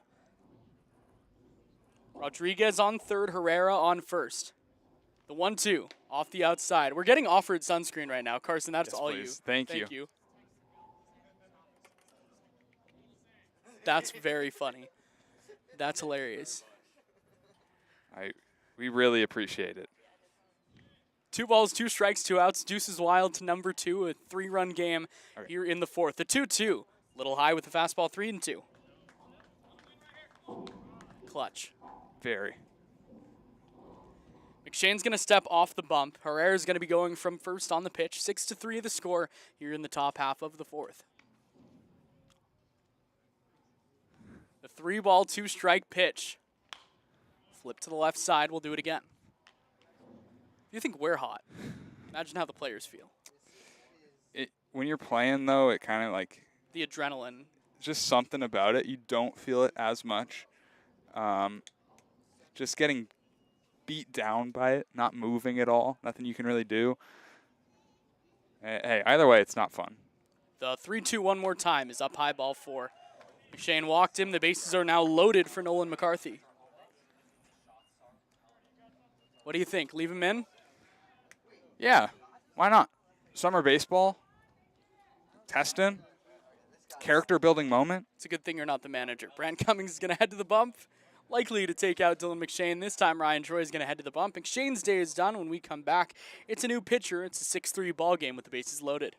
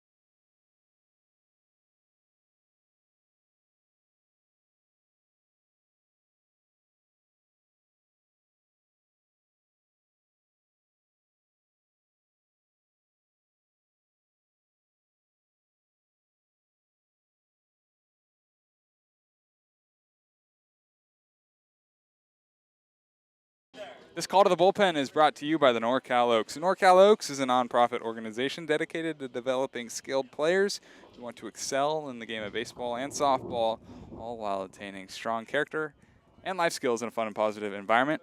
New pitcher for the Dads is the new look Ryan Troy. Ryan Troy with the bases loaded. First pitch he throws is popped up back of the plate. Gilliam sprinting back, but it's out of play. Nothing in 1.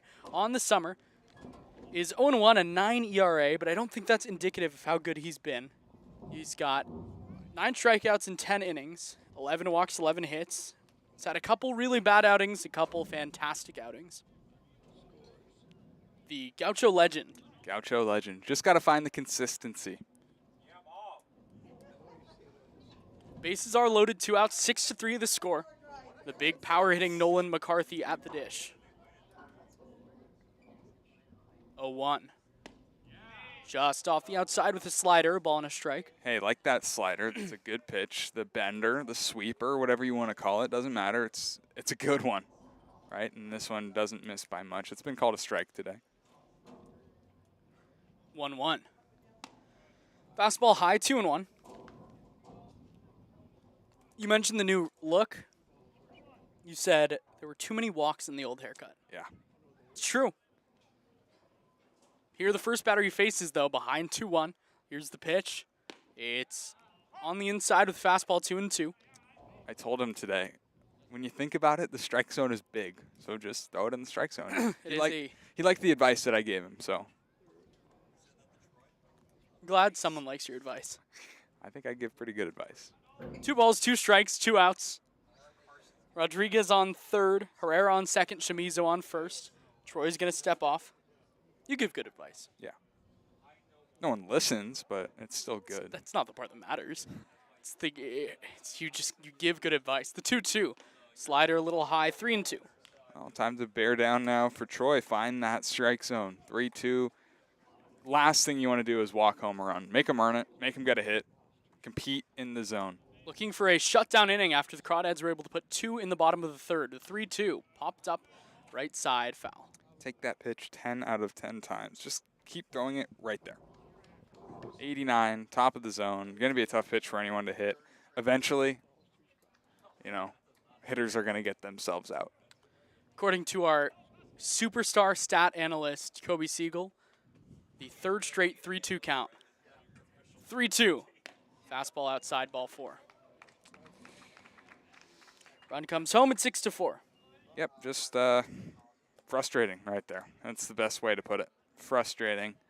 2-2 still feels like an advantage count for a pitcher. You have 2 pitches to work with. Troy just wasn't competing in the zone, around the zone. Got to find a way. Here's Ben Higdon, who grounded into a double play and also walked, so he's officially 0 for 1. First pitch, Higdon lines it to first, over the glove of Joey Donnelly into right field for a base hit.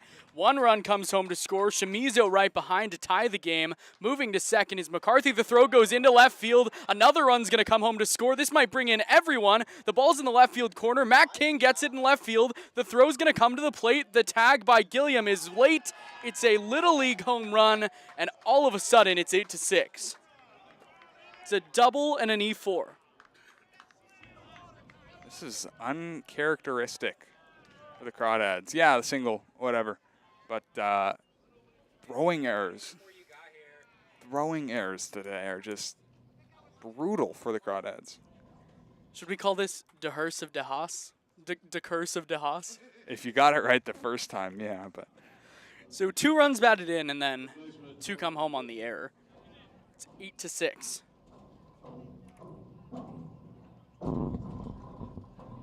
Third error for the Crawdads. Here's Nolan Wilson. First pitch, fastball or slider off the outside, 1-0. I like, I agree. I think I should have said it right the first time, but De Curse of De Haas isn't bad. no, not at all. The 1-0. Chopper up the middle. Ryan Choi spears it on a hop. He will go to first and retire to the side, but not after. 5 runs come home to score on 3 hits. An error. It was a bad one. Mickey Mouse hit, error. Yeah, we'll head to the bottom of the 4th. The Crawdads trail for the first time today here on the Crawdads streaming network.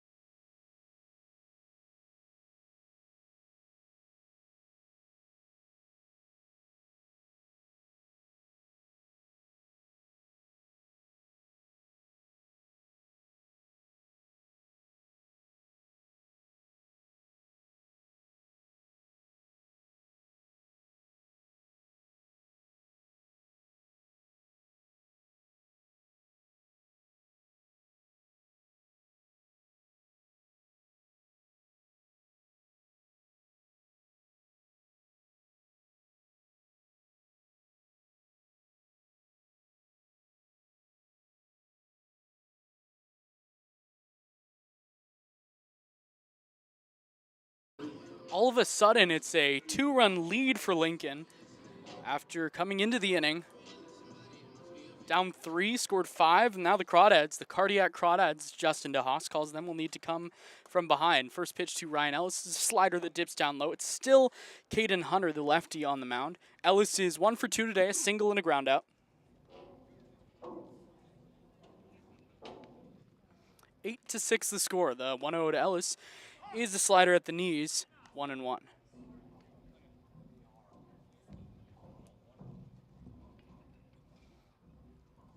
A nightmare, top of the 4th. 1-1.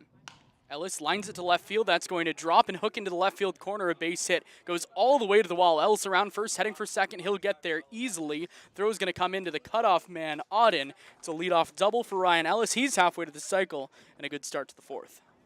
Hey, how do you respond? Just like that. You give up 5 in the top half, leadoff double in the bottom half. Yeah, doesn't hurt right there. That'll bring up Brian DeRoff, who's 0 for 2.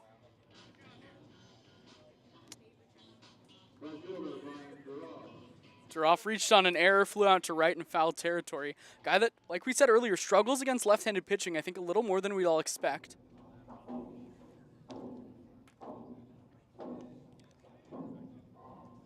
Ellis jumps off second. First pitch to DeRoff is lined to right center field. Going over to his left is Rodriguez to make the catch in the alleyway. Ellis bluffs a tag from second, but he's not going anywhere. It's a soft fly out to right field. Hey, the struggles for Duroff against left-handed pitching kind of continuing into this at-bat. Just a lazy fly ball to right. Not going to do much. Runner there. I'll bring up the red-hot Ryan Brome, who's 2 for 2. 2 legs of the cycle, a single and a homer. With a runner on second, 1 out, 2-run game. First pitch to Brome. Hit high, left center field, shallow. Coming in is the left fielder Ben Higdon to make the grab chest high for the second out. Would have loved for that to find its way into the corner, get down for a double. I mean, no luck. 2 summer cycles for Ryan Brome would just be electric, and I missed one, so did it really even happen? No. No. Speaking of guys that have been close to the cycle a couple times recently, Matt King, already 2 for 2 today, already a double and a single. So he's 2 legs of the cycle. First pitch to him here is lined straight back. Kills our field mic. Just destroys it. Just going to just gone. Put the field mic on Rest mute in for now. peace to the field mic. Wow. I've never seen a field mic get hit that square. It got hit. 0-1. King smashes this one to left field. Coming in is Higdon to make the catch at his feet for the third out. A really nice play atop the shoelaces. Crawdads strand a leadoff double, and for the first time today are held scoreless. We'll head top 5. It's 8-6 the Potters lead.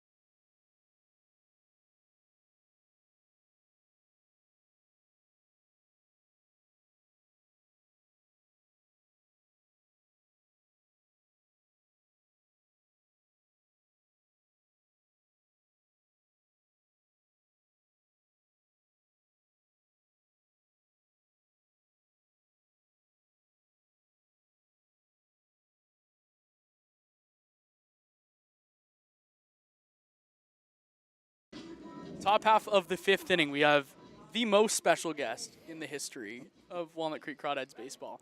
It's the one and only Andy Mack. Welcome to the broadcast. Hi, Austin. Thanks for having me. How do you feel? How does the voice sound in the headset? Well, it's a little different than doing PA, but I think I'll figure it out. So we've talked a lot about you. Here's Peyton Brennan, who's 1 for 2 today.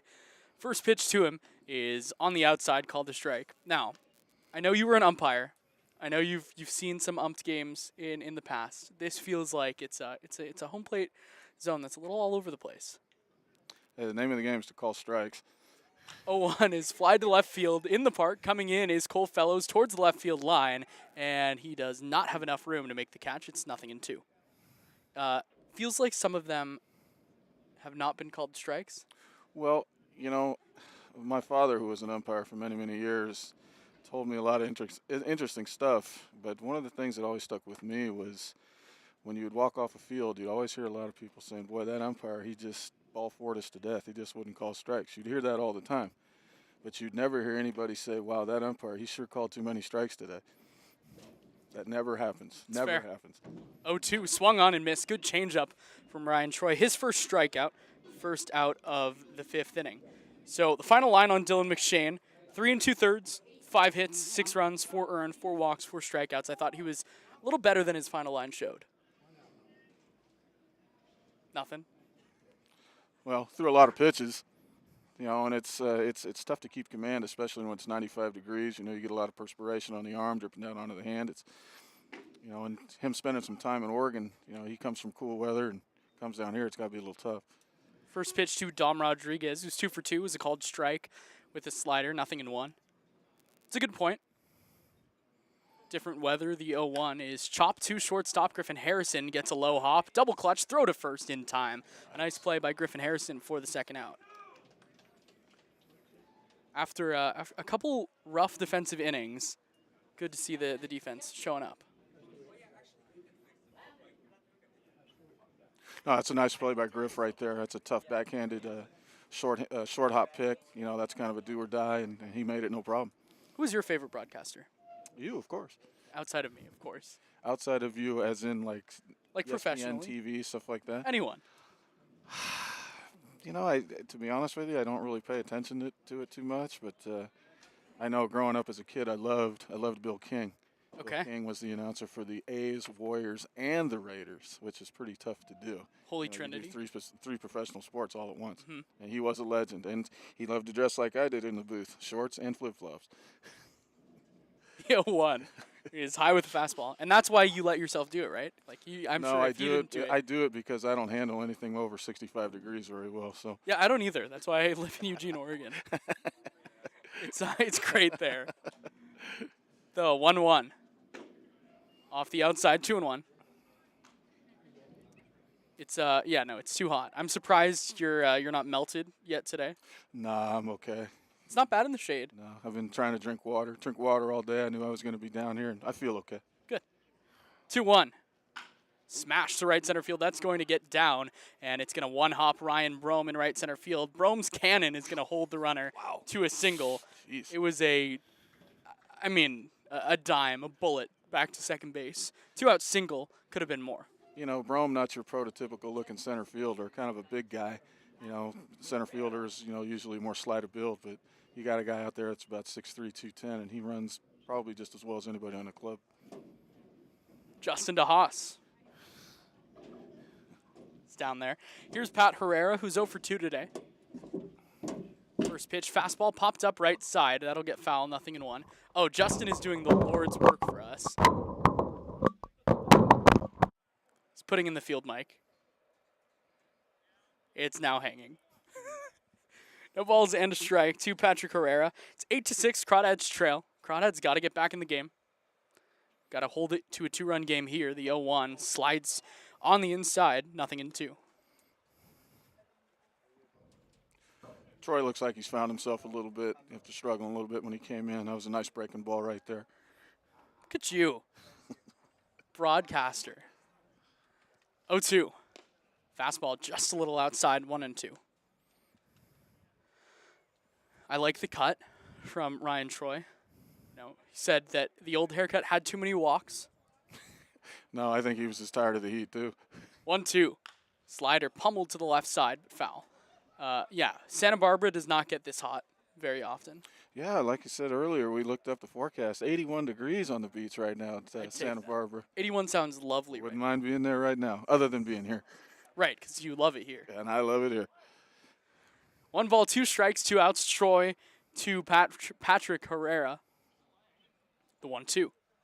Struck him out swinging. Good slider from Ryan Troy. 2 strikeouts in the inning, both of the swinging variety. We'll head to the bottom of the 5th inning. Andy, thanks for joining us. When we come back, Carson Mercier back on the call here on the Crawdads Streaming Network.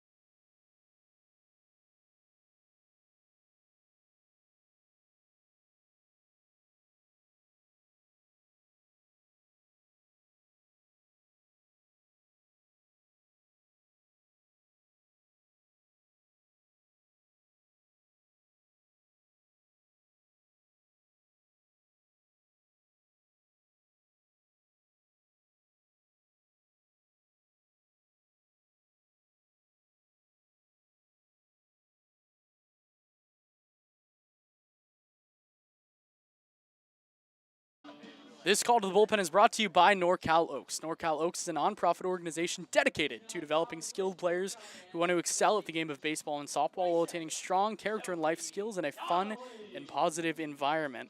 It's lefty Arthur Steinkamp. Steinkamp out of the University of New Mexico. He's a senior.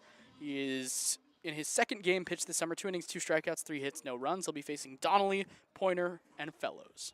8-6, Crawdads trail.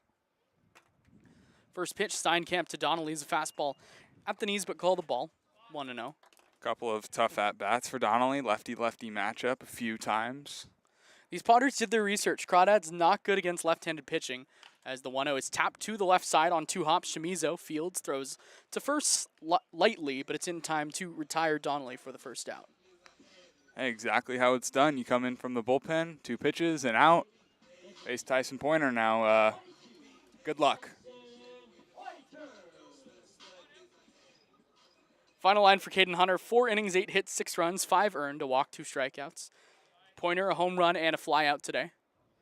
First pitch, squares to bunt, pushes it right side, off the mound to get it is Steinkamp on 2 hops. He will run to tag Pointer and get him for the second out.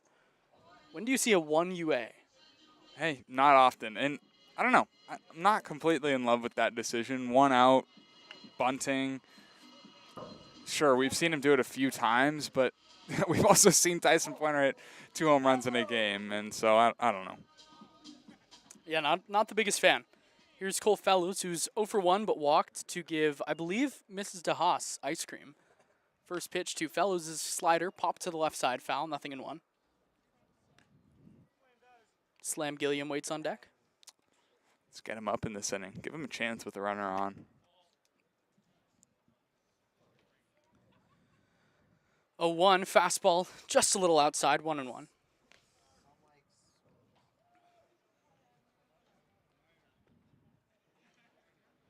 Eight to 6, Crawdads trail. 1-1. Fellows pops it up left side. Giving a look is Zach Chamizo, but it'll get out of play past the Potters dugout. 1-2.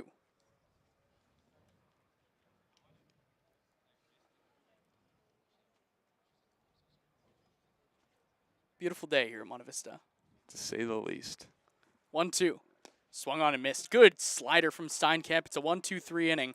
Steinkamp makes the Crawdads look bad. We'll head to the top of the sixth. 8 to 6, the score.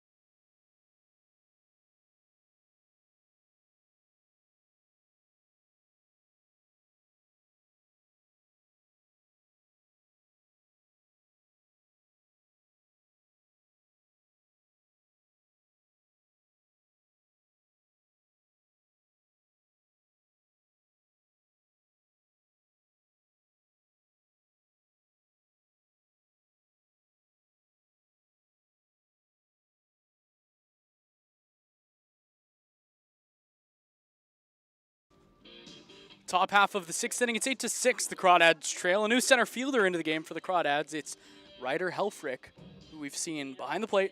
We've seen it second, and we've heard he runs like a center fielder. We'll get to see it today. Luke Auden, Zach Chamizo, Nolan McCarthy to hit for the Potters. Ryan Troy back onto the mound in his third inning of relief, but really only got one out back in the fourth. First pitch to Auden is a changeup on the outside, 0-1. Hey, I love me some Ryder Helfrich. I also love me some Ryan Brome, so hopefully he's okay. 0-1. Flied off to the left side, 0-2. I think in good news for you, some shades kind of making its way towards you. Give me like 10 more minutes and the tree will You'll be block okay. it and we'll be good. Not used to this. Santa Barbara boy doesn't see much above 80. No. Definitely not much above 90. No, nothing. 0-2. Change up, line to left field, coming in into his left is Cole Fellows. It's going to drop in front of him for a base knock. Yeah, he gave it a run. Out and left, Cole Fellows, full sprint into his right. Just had not enough velocity to get to him on that. And drops right in front of him, a leadoff single. Good start. Right back in business, Lincoln with a 5-run fourth inning to give them the lead. Mickey Mouse, as we like to call it. Runner on first, no outs for Zach Chamizo, who's reached base 3 times. First pitch, squares to bunt, pushes it towards the left side. Ryan Troy is off the mound to get it. He's going to throw to first, and it's into right field. Over in right field is Brian Duroff as it bounds towards the Crawdads bullpen. They're going to send the runner for the plate. Duroff's going to throw home. It's up the line. It gets all the way into the Potters dugout, and moving up to third is Chamizo. A comedy of errors for the Crawdads, and it's 9-6. It's an E1 and an E9. That, well, and lightly put, is brutal.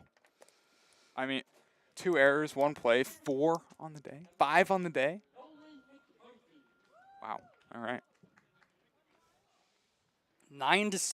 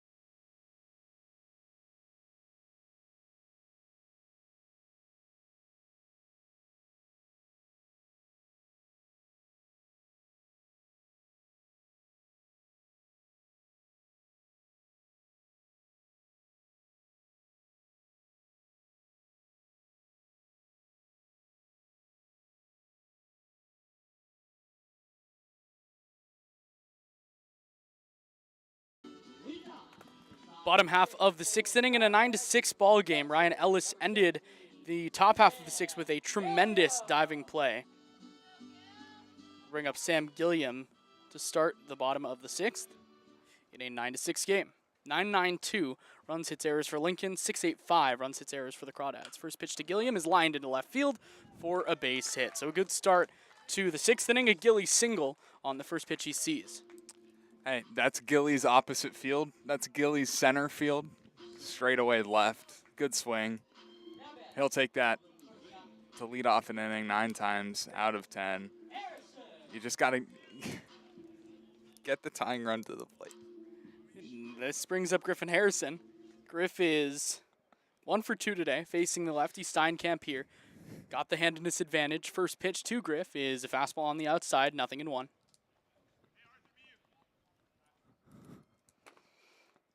A comedy of errors for the Crawdads so far today. Yeah. Just bad defense for one of the best defensive teams in the CCL. Harrison lines this one straight back, 0-2. It's almost like when we heard so much about how good Healdsburg's defense was, and then they made a slew of errors. We didn't go around, saying it's the best defense since, the Kansas City Royals in 2015. We never made those claims. 0-2 is fouled back. The claim was basically that if the Crawdads were a basketball team, they were the bad boy Pistons.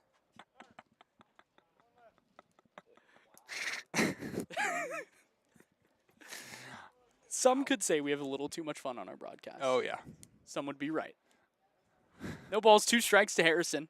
Steinkamp's 0-2 is down low. Good block by Lavin. 1-2. It's a new center fielder as Ben Romano is in the game. A couple center fielders getting straight swapped. Which I feel like we don't see too often. No. Especially from guys hitting third. Yeah, no. 1-2. Harrison takes off the outside. Lavin falls to get it. 2-2. Got to give a big on-air shout to Kobe Siegel for letting us use his hotspot for at least the last 3 innings of this game. Forgot the Verizon hotspot at home. I was in the process of paying for it today. 2-2. Harrison chops it to the left side. Over to get it is Auden. Scoops, throws to first, or throws the second one. Throw back to first is not in time. It's a 6-4 putout. Feels like about the 75th time we've seen that play today. A lot of 4-6s today, and yeah, same deal. This one not hit hard, and Luke Auden. I mean, that's a really, really good play to go to second base, get an out. Oh my goodness. That'll bring up Ryan Ellis. Ellis 2 for 3 in RBI, a double. Having another Ryan Ellis day. Now, as was made very clear in the phenomenal podcast titled "The Creek," has reached base every game this year. First pitch to him is flipped to the left side, 0-1. Go listen to The Creek if you haven't. It's a great podcast. All of our listeners on the broadcast, hosted by Justin DeHaas and Kobe Siegel. It's on our Walnut Creek Crawdads website.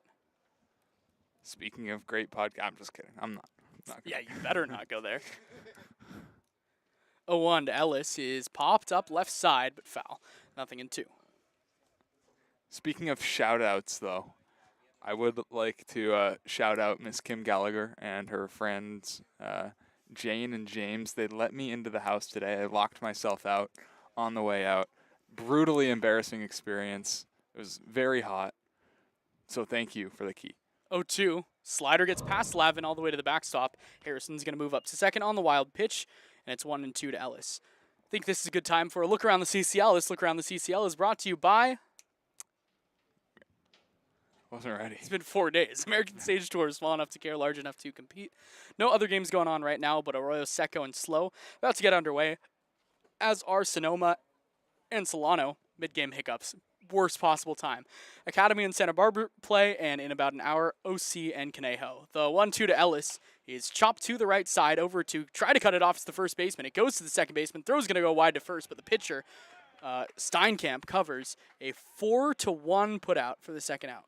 Hey, you don't see that every day, but that's a very good play. All around right there. Second baseman making sure to get over there. The pitcher making sure to get over there. Having a good time? Just can't. I can't. Bring up BD, Brian Duroff. 0 for 3, which means one thing. He's due. He's due. Runner on third, 2 down, 3-run ball game. First pitch to Duroff is smashed up the middle. Coming in is the center fielder, Romano. Now he goes back and it's over his head. Takes a big hop up against the wall. Coming in to score is Harrison. Around to second is Brian Duroff. It's an RBI double. He was due. It's 9-7. And yeah, that ball is absolutely tattooed straight away center. And yeah, it looks like the center fielder, Ben Romano, is bending down, limping a little bit. But just what a swing. Who says he can't hit lefties? It's the 10th hit of the day for the Crawdads. Brings up Ryder Helfrich in a big spot. Helfrich has been good so far this summer, a pair of doubles in limited action, facing a good lefty Steinkamp. First pitch at the knees, called strike one. Helfrich and Lavin, two of the top prep catchers in this area. Of course, Helfrich in center field today, the only difference. Helfrich, the catcher, second baseman, center fielder. Baseball player.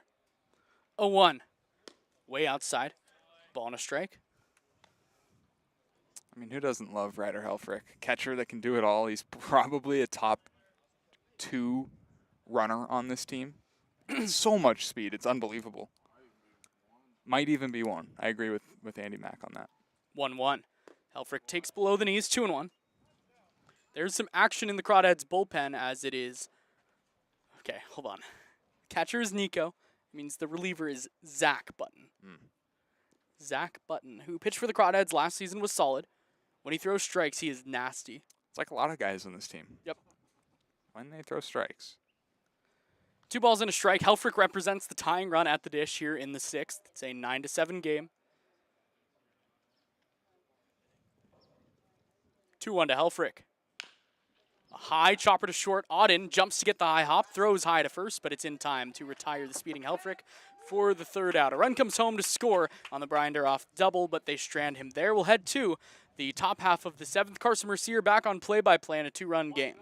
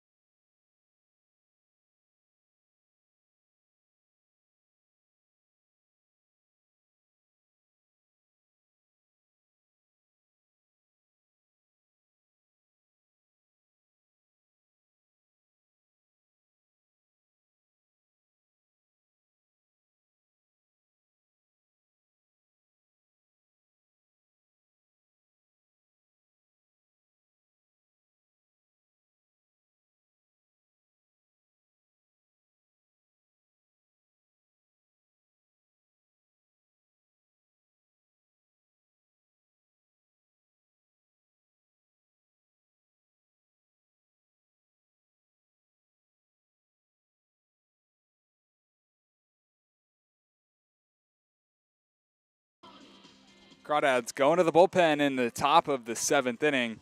This call to the bullpen is brought to you by the NorCal Oaks. The NorCal Oaks is a nonprofit organization dedicated to developing skilled players who want to excel in the game of baseball and softball while attaining strong character and life skills in a fun and positive environment. Austin, what do you got for me? It's the returning Crawdad, Zach Button, the righty out of San Mateo, California. Senior from Cal Poly San Luis Obispo. 1-1 last season with the Crawdads. 7 games pitched. One of them starts. He had a 4.2 ERA, 15 innings, 10 strikeouts, 9 walks, 11 hits. When he's in the zone, he's dominant. He'll have to face Dominic Rodriguez, Luke Lavin, and Patrick Herrera in the top of the 7th inning, where the Potters are on top of the Crawdads 9-7 at Monte Vista High School. Zach Button relieves Ryan Troy, who went 2 1/3, 4 hits, 3 runs, 1 earned, 2 walks, 3 strikeouts. Solid day for RT. A lot. Yes, I mean, it is 9-7, but the pitching has been relatively good. First pitch swinging is hit into left field. Coming in is Fellows. He'll watch it fall right in front of him on the first pitch that Zach Button throws in 2023. Dominic Rodriguez singles to left. Yeah, just a little dink single. Not hard hit. That'll bring up Luke Lavin, who we were talking about in the in the bottom of the 6th inning, one of the best catchers, prep catchers in this area today. 2 singles. He's 2 for 3.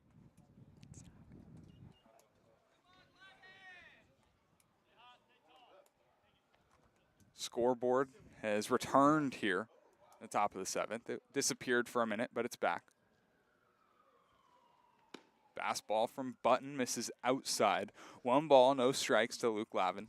I'm It's gonna be tough. I'm gonna mess it up. It's going to be a tough. Zach Button last year was very much straight sidearm, straight 1/2, sidearm, whatever you want to call it. This year, much more over the top. Here's the 1-0 to Lavin. Fastball hit on the ground right side. Ellis to his left. Thought about going to second. Goes to first. Gets the out there. Dominic Rodriguez moves into scoring position on the 4-3 put out. Yeah, 2 balls, neither hit very hard. That's what you want to see off of. Oh, man. Yeah, no, it's going to be impossible.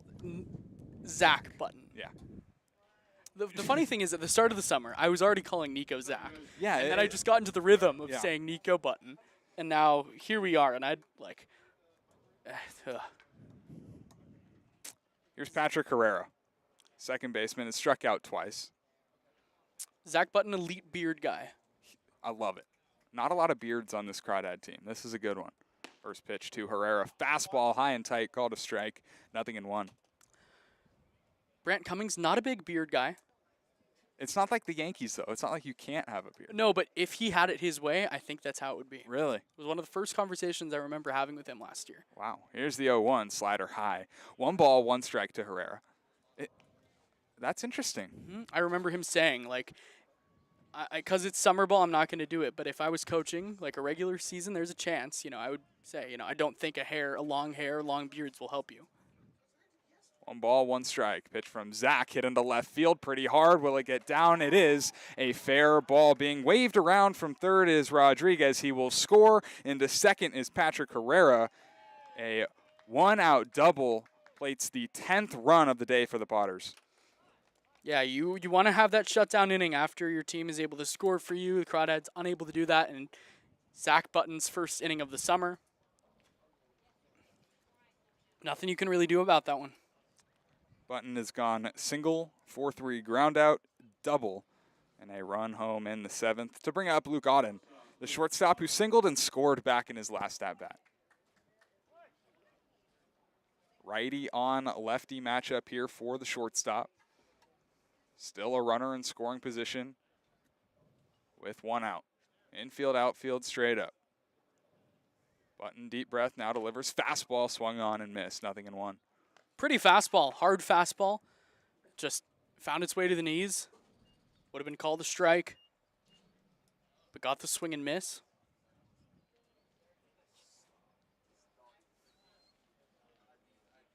Here's the 0-1 from Zachary Button.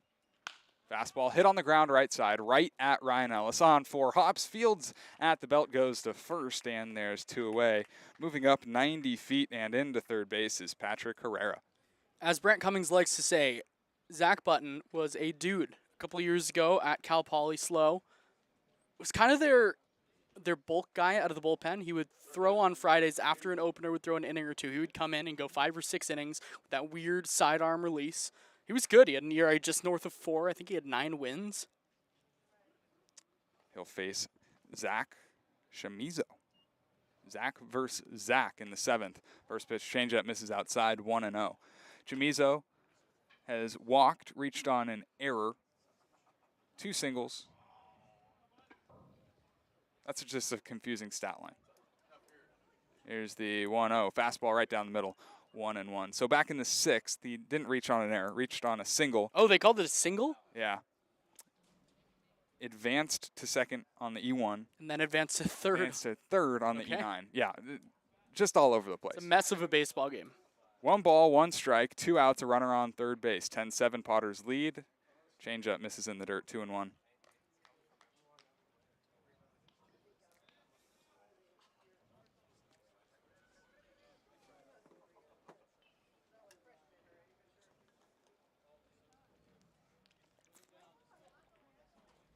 Here's the 2-1 from Zach Button to Zach Chamizo. They're going to appeal down to third. They're going to say he went around. That'll even the count. 2 balls, 2 strikes. I didn't even see like a check swing. No. It was kind of just like, oh, this looks kind of good. Like I'm out in front. Yeah, he flinched. I wouldn't. There's no way that was. Oh my goodness. Okay, got to take advantage though. Hey, the umpiring's been fun today. Keeping Fun us is- on our toes. Sure. Have to. It's a way to describe it. 2 balls, 2 strikes, 2 outs, top of the 7th. A run home for the Potters, a runner on third. Here's the pitch. It's outside. 3 balls, 2 strikes to Zach Chamizo. Kind of feels like the biggest at-bat of the game. Trailing 3 are the Crawdads. You're running out of outs, 9 left. Can't let this run score. Here's the 3-2 from Zach Button. Fastball fouled off to the left and out of play. We'll do it again. 3-run lead never feels insurmountable for the Crawdads. No, they are no stranger to comeback victories. Cardiac Crawdads. Cardiac Crawdads. Shout out JDH. 3 balls, 2 strikes, 2 outs. Button set. Here's the 3-2. Fastball hit on a line, but right at Matt King for out number 3. The Lincoln Potters score 1 run on 2 hits. They leave a runner in scoring position. It's time to stretch at Monte Vista High School. Going to the bottom of the 7th. 10-7 is the score.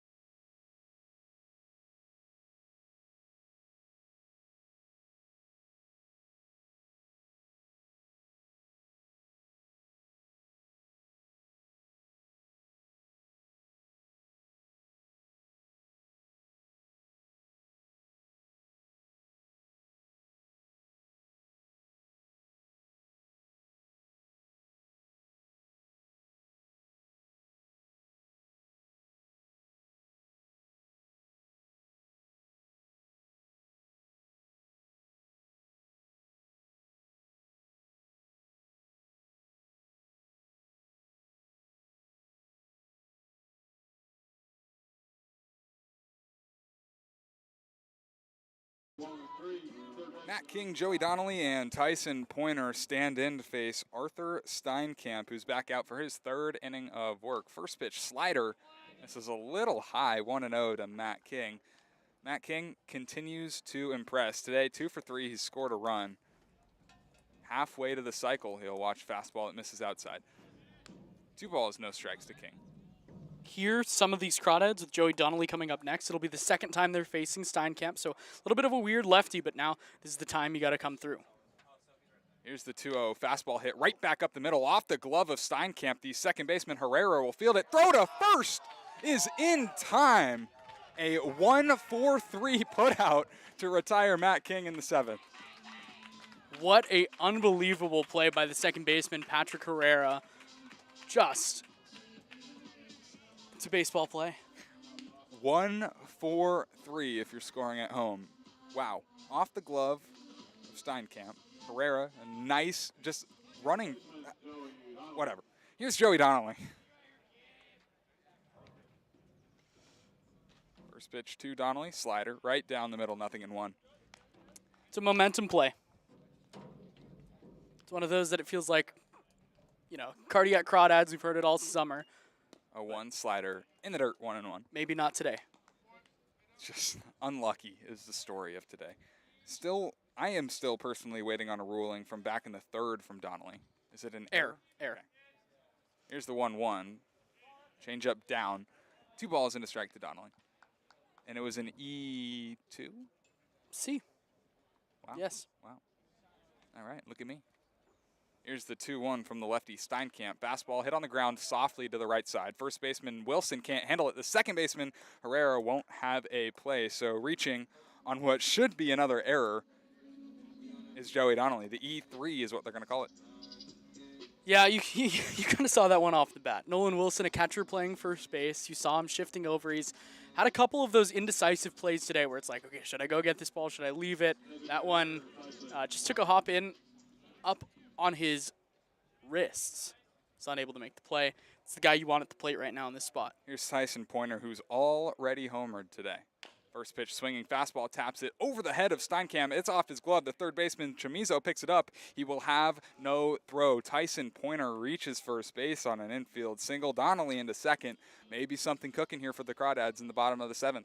Yeah, you needed that one. That's a play that wasn't going the Crawdads' way earlier today. Just a softly hit ball off the end of the bat, but hit it so high that the pitcher Steinkamp had to jump. Nothing he could do with it. Crawdads right back in business. Got to score here. Here's Cole Fellows stepping up for another lefty-on-lefty matchup. Fellows 0 for 2. He's walked and struck out. Tying run is at the plate. Tying run is Cole Fellows.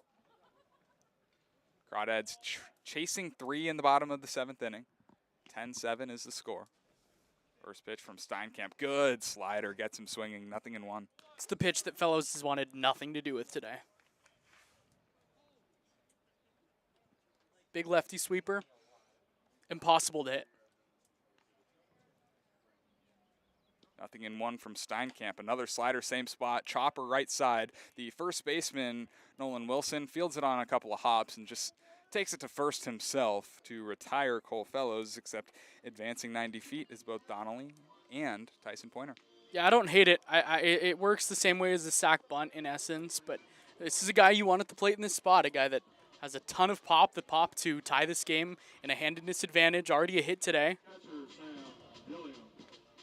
2 outs, 2 runners in scoring position, and Sam Gilliam stepping up. He's 1 for 3 today. He struck out, singled, and reached on a fielder's choice. Time is going to be called. You might not get to see Steinkamp a second time. Looks like John Peters is heading out. A righty appears to be done throwing in the Potters bullpen. Actually, a lefty has appeared out of nowhere.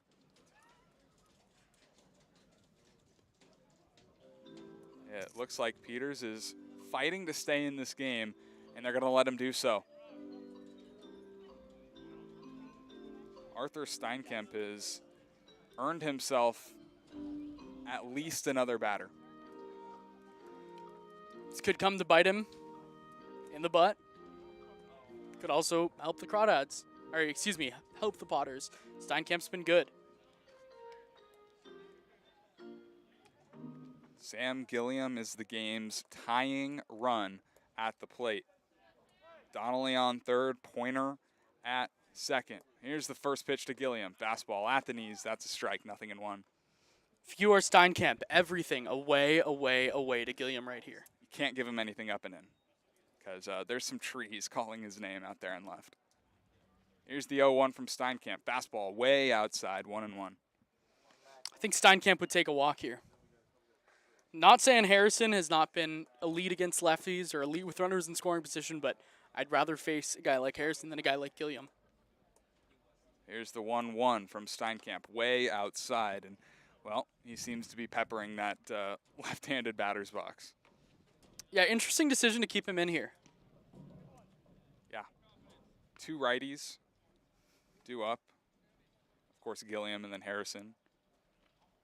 Here's the 2-1. Fastball. Low, but called a strike to even it up at 2. Yeah, not a horrible call. Ball that's been called there today.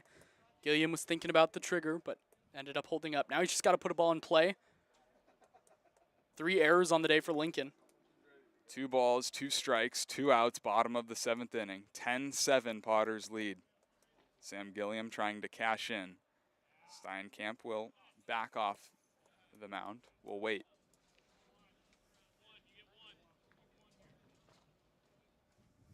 Here's the 2-2. Fastball inside. They're going to appeal. No, we did not. Whew.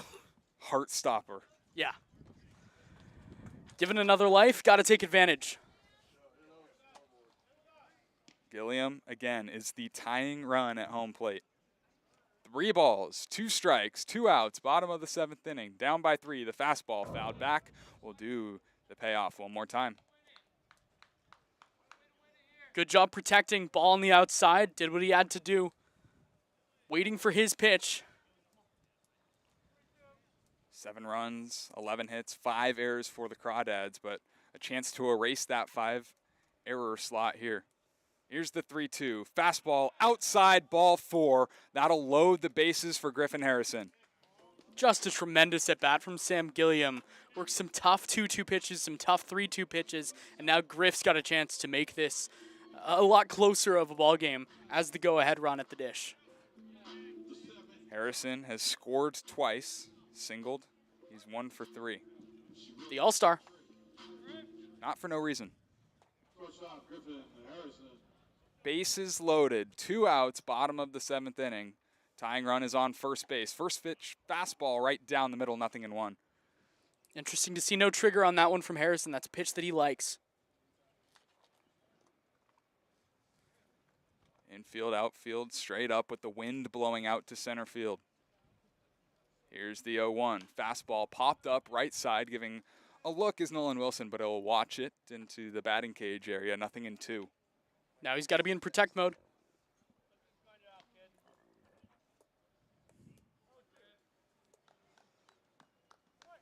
Arthur Steinkamp looking to battle out of a bases-loaded jam with the tying run on first. Here's the 0-2 pitch, swung on and missed.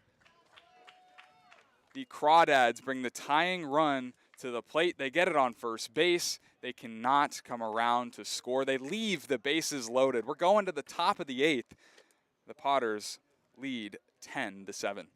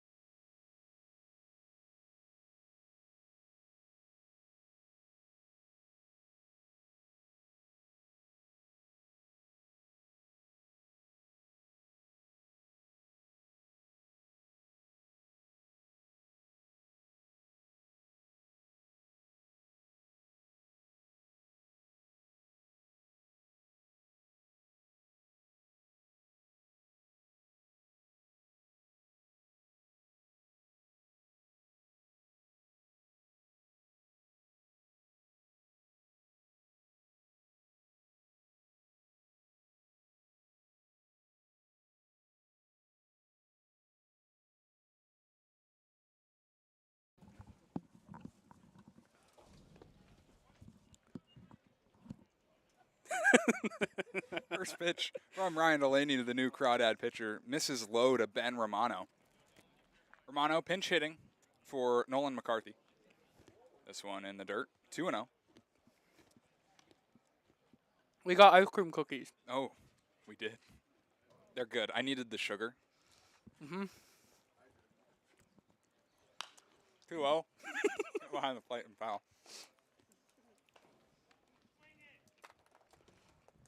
We said, no more tomfoolery.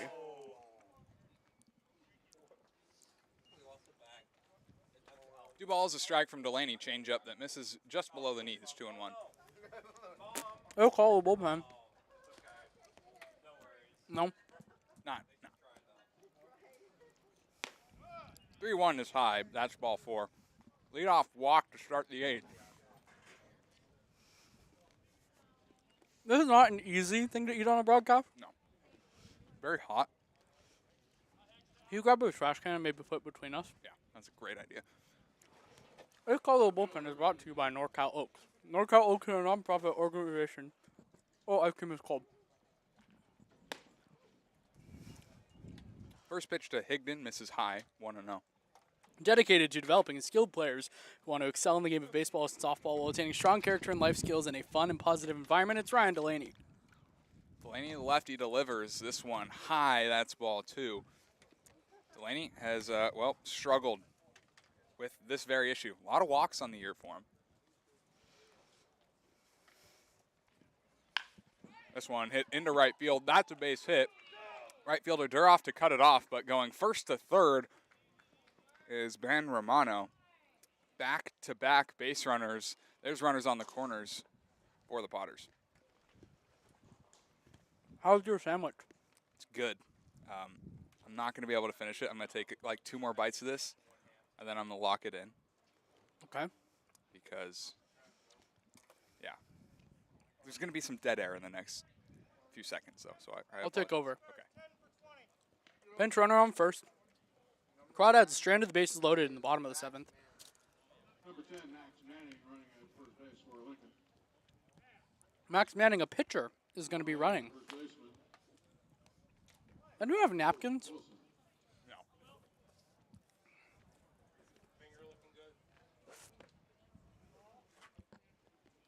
First pitch inside, 1-0.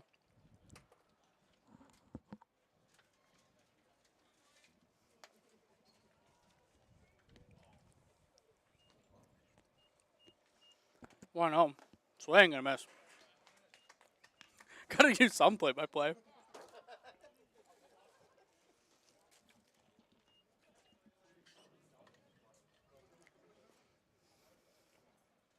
Well, 1-1 is in the dirt. Good block by the catcher Sam Gilliam. 2 balls and a strike.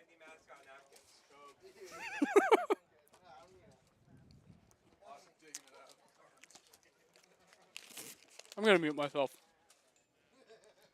Runners on the corners, nobody out top of the 8th. This one chopped left side. King charges, tags the runner out at third. Throw to first is high. Donnelly keeps it in play.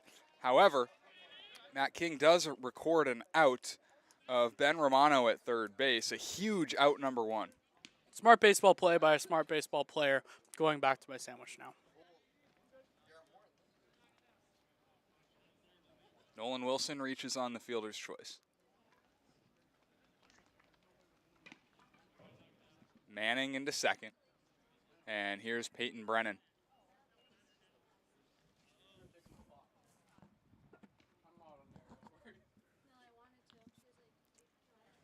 10-7 Potters lead in the top of the 8th. Runners on first and second, 1 away. Delaney trying to put out the fire here in the 8th inning. Slider misses outside, 1-0. Brennan today, 1 for 4. Singled, scored a run, he's stolen a base. Reached on a fielder's choice, he struck out and grounded out to Ryan Ellis at second base. Here's the 1-0 from Delaney. Fastball, 45-footer, and a great block by Sam Gilliam to keep it in front. It's 2-0. I'm back.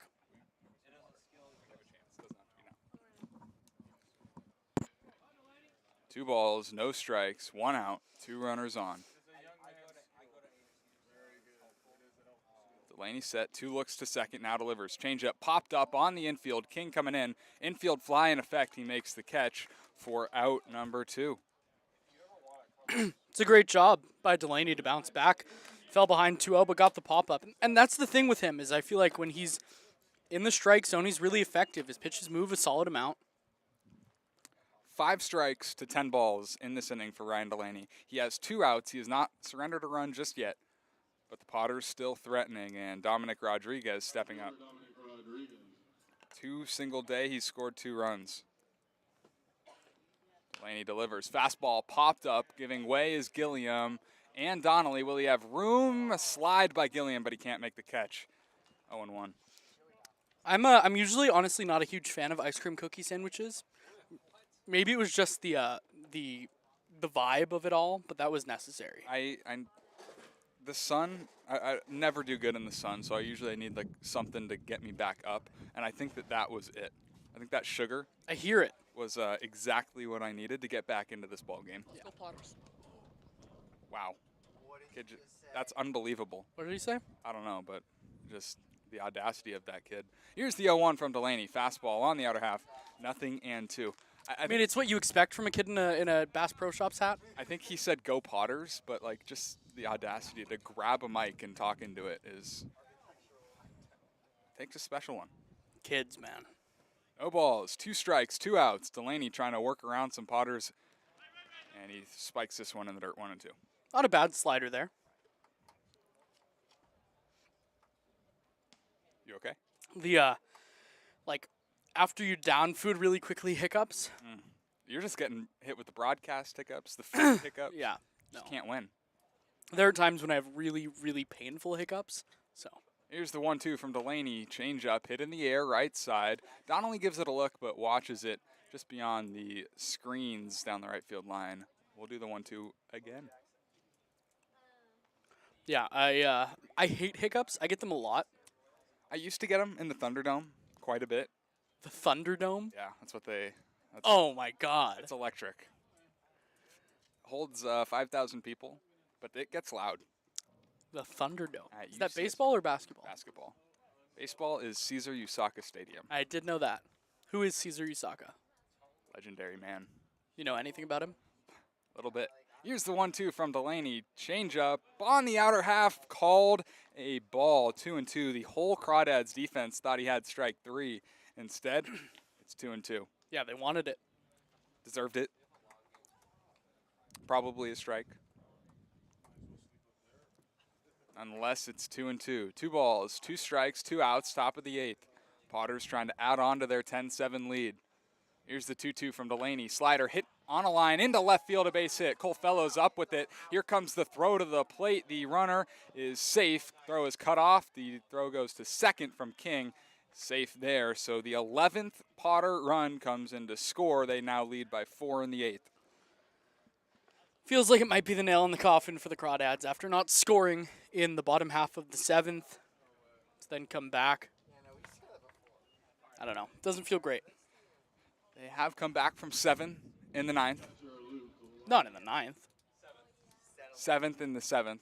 Entering the 7th inning, trailing, Crawdads are 5-3-1. Entering the 7th trailing, the Crawdads are 5-3-1. First pitch to the lefty, Luke Lavin is in there for a strike. Okay. It's a good stat. Shout out Kobe Siegel. Kobe Siegel's just like perfect human being. Very good guy. Nothing in 1. Change-ups. Fouled back to the net. Didn't look like he got any of it, Yeah, but no, that was really weird. you know, Gilly didn't move, the batter didn't move. There was no like, oh, go to third, go to third. Hey, whatever.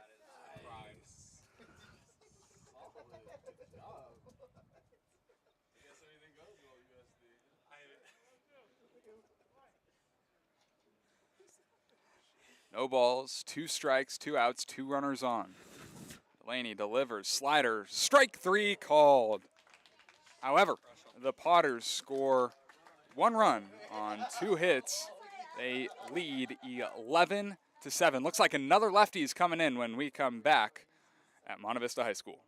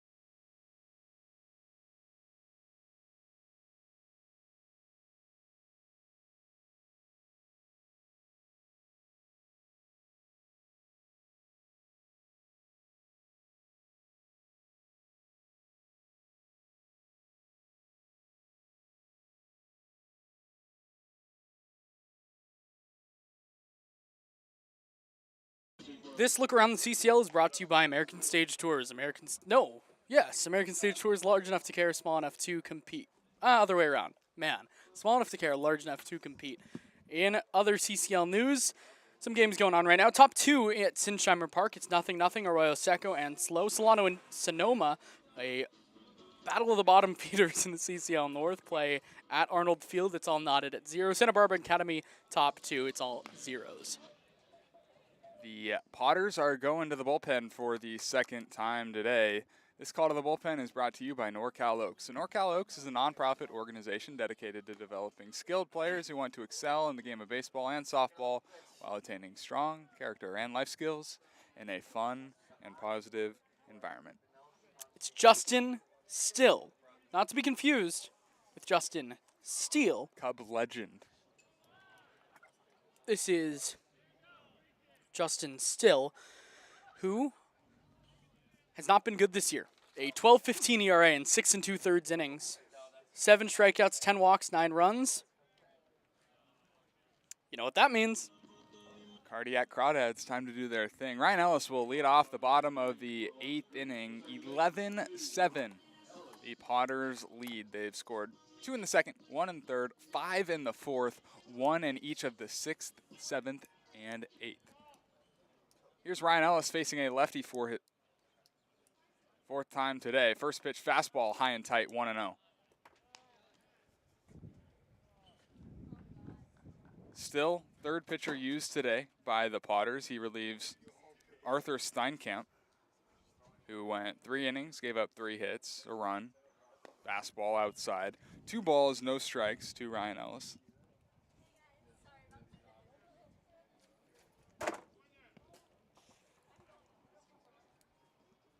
Two 2-0 to Ryan Ellis, lefty, fastball, called a strike at the knees, 2-1. Justin Still has a little bit of Taylor Rogers to him, I should say. Excuse me. We're trying there. Got a little glitch. Thanks, Paul.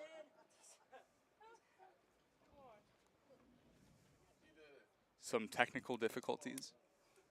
This game is kind of a technical difficulty. The music, whoever's playing the music is having a tough time. 2-1, fouled off of the catcher, Luke Lavin. Oh, That's the no-no zone.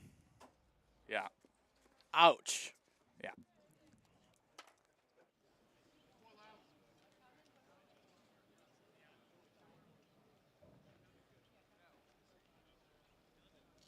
Caden Hunter started this game for the Potters. He went 4 innings, gave up 8 hits, 6 runs, 5 of which were earned, a walk and a strikeout. And after that kind of performance, the Crawdads scored 6 runs in the first 3 innings, 2 in each. You thought that this is going to be Another dominant victory. instead. Well, no, the Potters scored 5 times in the 4th inning. We're ready for the 2-2. Here it comes. Fastball taken, strike 3. Justin Still strikes out Ryan Ellis. That's out number 1 here in the bottom of the 8th. Crawdads need to score here. They need some runs. They need to, get this to their bullpen in the top of the 9th with a 2-run game, a 1-run game, a tie game, a lead. We've seen them do it before. It's time to turn it around again today. Here's Brian Duroff, who, was due against lefties. 0 for 3 today, struggled against lefties all year. And then in the 6th, hit a RBI double. Still another lefty. Delivers the first pitch curveball. That's in there for a strike. These lefties that the Potters have seem to mix their pitches extremely well. I think this is just the difference between Lincoln and a team like Sonoma or Solano. 0-1. Spun on the right side, but outside of first and foul, nothing in 2. Where, Sonoma and Solano throwing out a lot of JUCO guys with a lot of talent, but that don't know how to really pitch yet, that are learning to control their secondary pitch. These guys all have secondary and tertiary pitches that they can throw for strikes and throw at any time. Here's the 0-2. Fastball chopped on the ground left side. 2 hops for Auden. This shortstop goes to first in time. 2 up, 2 down in the bottom of the 8th. 4 runs with 4 outs to go. Sounds like fun for the Crawdads. Not impossible. Here's Ryder Helfrich, who pinch hit for Ryan Brome in the 6th inning. He chopped one to shortstop. It was a very similar play to that last one. 2 outs in the 8th. Crawdads trailing 4. Change up in the dirt. Misses. 1-0. Again, we've seen the Crawdads do it already this summer. Gotten to the point where you almost expect a comeback. 1-0 from Still. Fastball popped up right side, but beyond the seats and foul. 1 ball, 1 strike, right by your car. You got lucky. We're good. But we talk about the baseball gods, and the baseball gods are going to punish you if you have 5 errors in a game. Yeah, doesn't really help. Here's the 1-1. Slider in on the hands, popped up to the right side, but out of play, 1-2. Couple of innings in that 4th inning. 5 runs came home to score. I mean, you cut that down to 2. In a 1-run game, that's nothing. Instead, a 4-run lead. Here's the 1-2 from Justin Still. Fastball taken outside. That's a ball. 2-2. Wow. Good spot. Stone cold take. Ryder Helfrich knew it all the way. Paul Remedios has called a game today. Call Paul. 2 balls, 2 strikes, 2 outs. Here it comes. Fastball at the knees. Called a ball to fill it up. 3-2 to Ryder Helfrich. Yeah, that one definitely a little low. You could visibly see the catcher Lavin try to snap it up.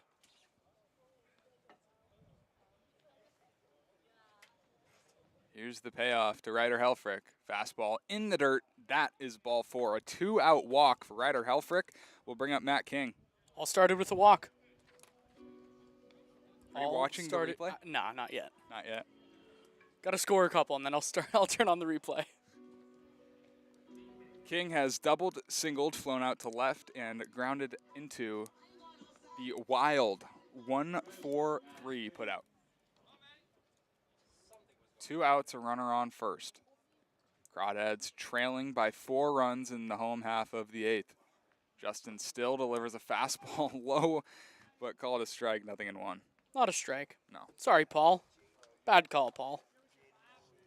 We like Paul, I'm sure he's a wonderful human being. but we got to be honest. It was low. 0-1. Still delivers great changeup, gets King fooled. 0-2. It's hard to make Matt King look that bad in the batter's box. Yeah. Ugly, ugly swing on a changeup that was nowhere close to the zone. No balls, 2 strikes, 2 outs. Still stares down Helfrich. Now delivers fastball way outside, 1-2.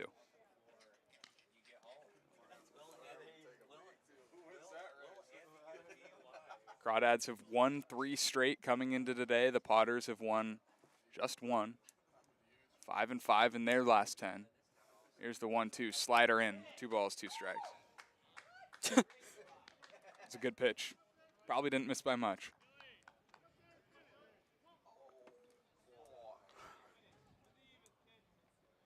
Two balls, 2 strikes, 2 outs in the 8th.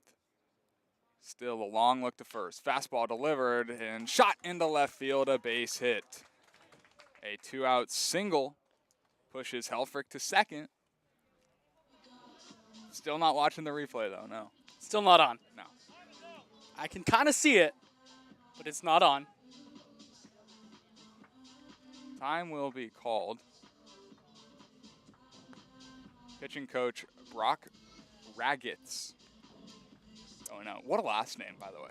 His brother, cousin, friend with the same last name, maybe, Reese, was on the team last summer. Really? Mike Margema, the assistant coach, former big leaguer.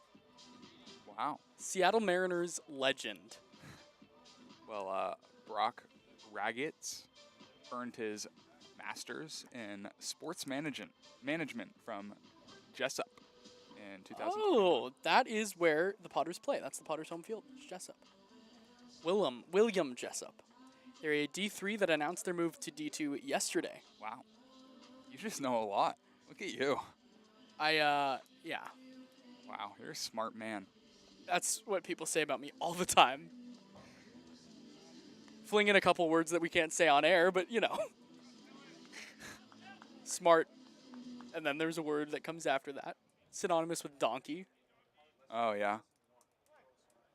Here's Joey Donnelly. He is 0-for-4. Chance to keep the line moving. First pitch, fastball went chasing, 0-1. Donnelly cannot hit a grand slam in the spot, so he's just got to finesse. He's got to do something, put the bat on the ball, go the other way. He's good left on left. Tying run is on the on-deck circle. Crawdads trailing by 4. Runners on. First, or 0-1. Hit in the air, left side. Chamizo giving chase, but he'll watch it into the trees. Nothing in 2. Now you just got to fight. Poke something somewhere. Take advantage of the long inning. Hit one on the ground. Make an infielder make a play. Got to find a way to get Tyson Pointer up to the plate. He's 2 for 4 today. He's hit a home run. No balls, 2 strikes, 2 down, bottom of the 8th. First and second. Here's the 0-2, slider outside, 1-2. It's a tough one to take. It's been called a strike. It's been called a strike this inning.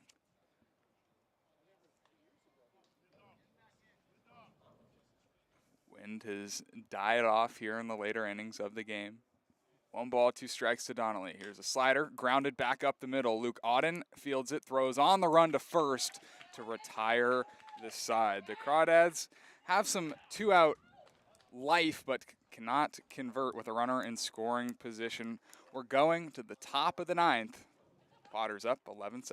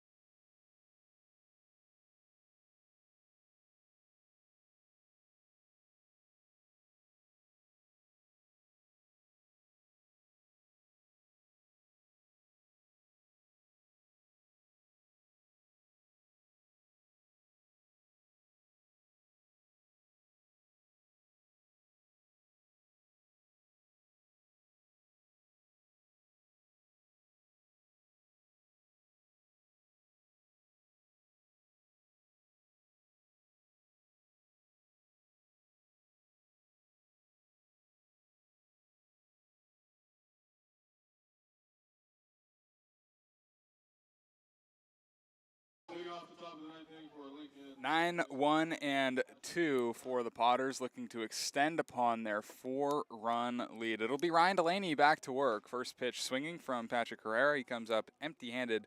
It's 0-1. Herrera has doubled, got as far as third base, did not come around to score. He struck out twice and reached and scored on a 6-4 fielder's choice. Very interested to see how Ryan Delaney does in this inning. He's a guy that has struggled when he's gone more than an inning. So it'll be interesting to see when his leash is a little longer, a little less pressure. Took him 24 pitches to get 3 outs. 1-1 outside, 2-1. In that 1 inning, gave up 2 hits, a run, a walk, and struck out 1. Has to find a way to get a scoreless top of the 9th. 2-1, fastball right down the middle, I guess not. Called a ball, 3-1. Yep. Okay. Here's the 3-1 from Delaney, outside ball 4. Lead-off walk for Patrick Herrera. It'll bring up the top of the order for the Potters. Someone very, very smart once told me that leadoff walks come home to score 90% of the time. They do. It's a true statement. Factual. Yeah. Nice little breeze starting to happen. It's much nicer now than it was in the 5th, Yeah, we 4th. were literally dying. Almost went home, except I don't have a car. Here's Luke Auden. Shortstop will watch this one miss high and out. 1-0 to Luke Auden. Auden has reached base safely twice today, once via the single, once via the walk. Has struck out twice and grounded into the 4-3 putout. 1-0 from Delaney. Change up in there for a strike, 1-1.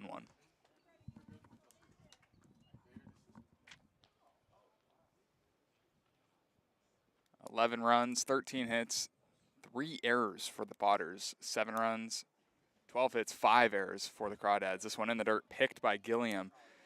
Kept Herrera at first base, but the count goes to 2-1. Just got to throw a strike. Simple as that. 17 balls, 14 strikes for Ryan Delaney. Here's the 2-1. Fastball, that's high. That's ball 3.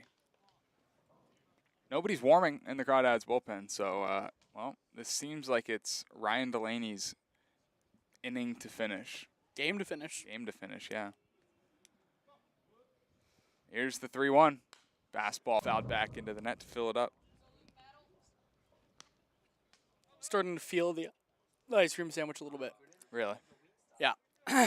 I'm not I wouldn't call myself lactose intolerant, but I will say I'm not like great with lactose.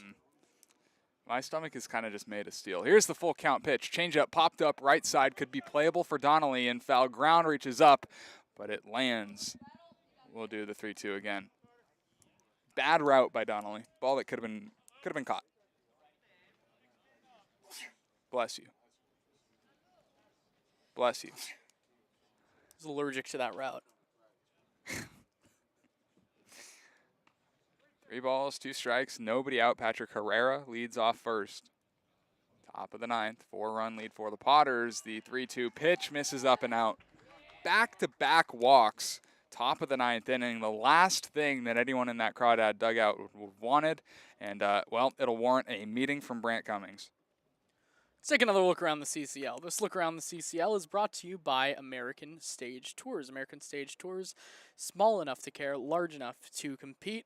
A couple other games going on in the CCL, including one game in the north. Sonoma has taken a 4-0 lead over Solano. Arroyo Seco leads slow 1-0 Conejo and Orange County. In their pregame, of course, no score. Santa Barbara just took a 1-0 lead over the Academy Barons. Lincoln Walnut Creek, the game you're listening to right now, it's 11-7. Lincoln Healdsburg leads 1-0 over the Menlo Park Legends. Brant Cummings doing a lot of talking on the mound right now, trying to get some strikes into Ryan Delaney. He's very much struggled. 19 balls, 16 strikes. The Healdsburg Prune Packers have added Ivan Brethauer. Gaucho legend. Yeah. Brett Auer. Brett Auer? Yeah. My bad.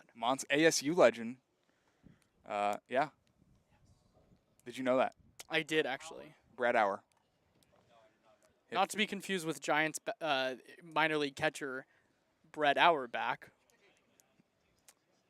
No, Brett Auer hit 4 home runs his rookie year at ASU. Didn't get a lot of playing time. I think he played 16 games, transferred to UCSB. Played a lot more. Don't know his exact numbers at UCSB, but he's good. Here's Zach Chamizo. This one in the dirt, gets away from Gilliam. Everyone's moving up 90 feet and into scoring position. Wild pitch. Very wild. Very, very wild. EJ is getting loose in the bullpen.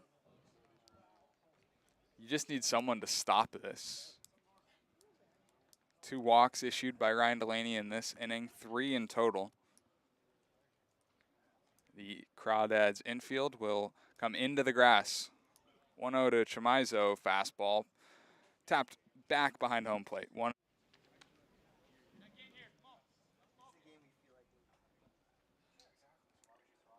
Chamizo, a couple of singles. He's walked and scored twice. 1 ball, 1 strike. Nobody out here in the top of the 9th with 2 in scoring position. Here's the 1-1. Change up right down Broadway, 1-2. Ivan Brethauer hit 11 home runs last year at UC Santa Barbara. Yeah. Played it with the Brewster Whitecaps this summer in the Cape Cod League. Hit 100. They said, bye-bye. Really? Wow. Here's the 1-2 to Chamizo. It's in the dirt. 2 balls, 2 strikes. Arizona State, 290, 2 home runs in 16 games. 2 home runs, not the 4. Maybe 4 doubles? No. 4 walks? That's Yeah. probably what you meant. I'm losing it. Here's the 2-2. It's a changeup right back at Delaney. He throws to third, goes there. It is in time and out. Base running blunder from Patrick Herrera. He's out number 1. Advancing to first on the 1-5 fielder's choice is Chamizo. P. Zach Chamizo gets unlucky there. Just a bullet back up the middle. Ryan Delaney said, let me have fun with this. Through to third. Probably not the right decision, but sometimes you can make the wrong decision, and it works. It's out number 1 here in the top of the 9th inning. That'll bring up Ben Romano. Romano walked in the 8th, pinch hit in the 8th. First pitch swinging, comes up empty-handed, 0-1. Sometimes that's the momentum play you need. Why not? Crawdads chasing 4, 11-7, the top of the 9th. Potters have scored in the last 3 innings, and this one waved at and miss, 0-2. Good looking changeup today from Delaney. When it's around the zone, it's very good. No balls, 2 strikes, 1 out. Runners on second and first. Here's the 0-2. Fastball fouled straight back. I love an attack fastball there from Delaney. Not trying to get too cute with it. It's where he's seen a lot of his troubles.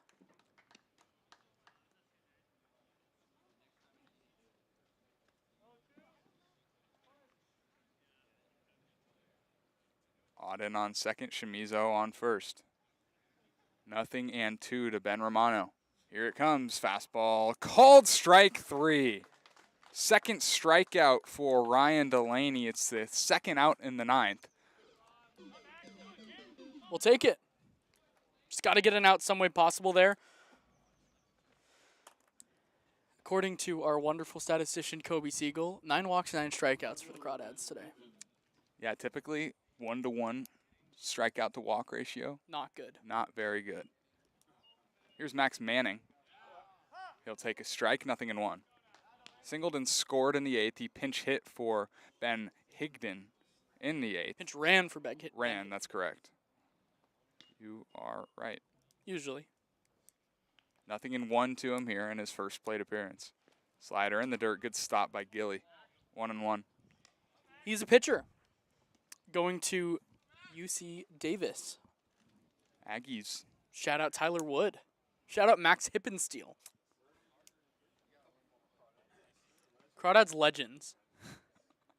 Anyone that touches a Crawdad uniform is just instantly a legend. 1-1, slider misses high. 2-1 to Max Manning.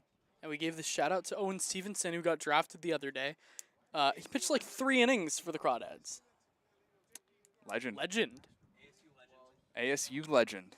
A lot of ASU legends being shouted out today. Here's the 2-1. Fastball hit into left field, playable for Fellows. Still going back and able to reach up and make the catch. So Ryan Delaney works around what could have been a huge mess. No runs come in to score. We're going to the bottom of the 9th inning. Crawdads are going to need some magic. 3 outs to play with. They trail 4.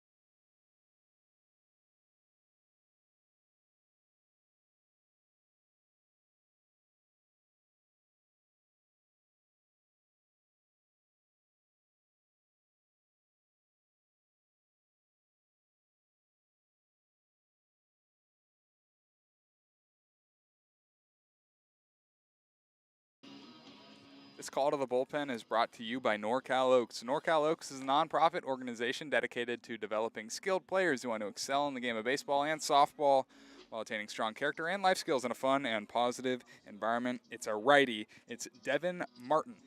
Martin on the summer, 0-0, a 5.56 ERA combined with 11 innings between non-league and league play. He's got a save that came in the non-league. 6.35 is ERA in league play, but 8 strikeouts, 11 walks. He's faced the Crawdads once, win an inning, struck out a pair, walked a pair.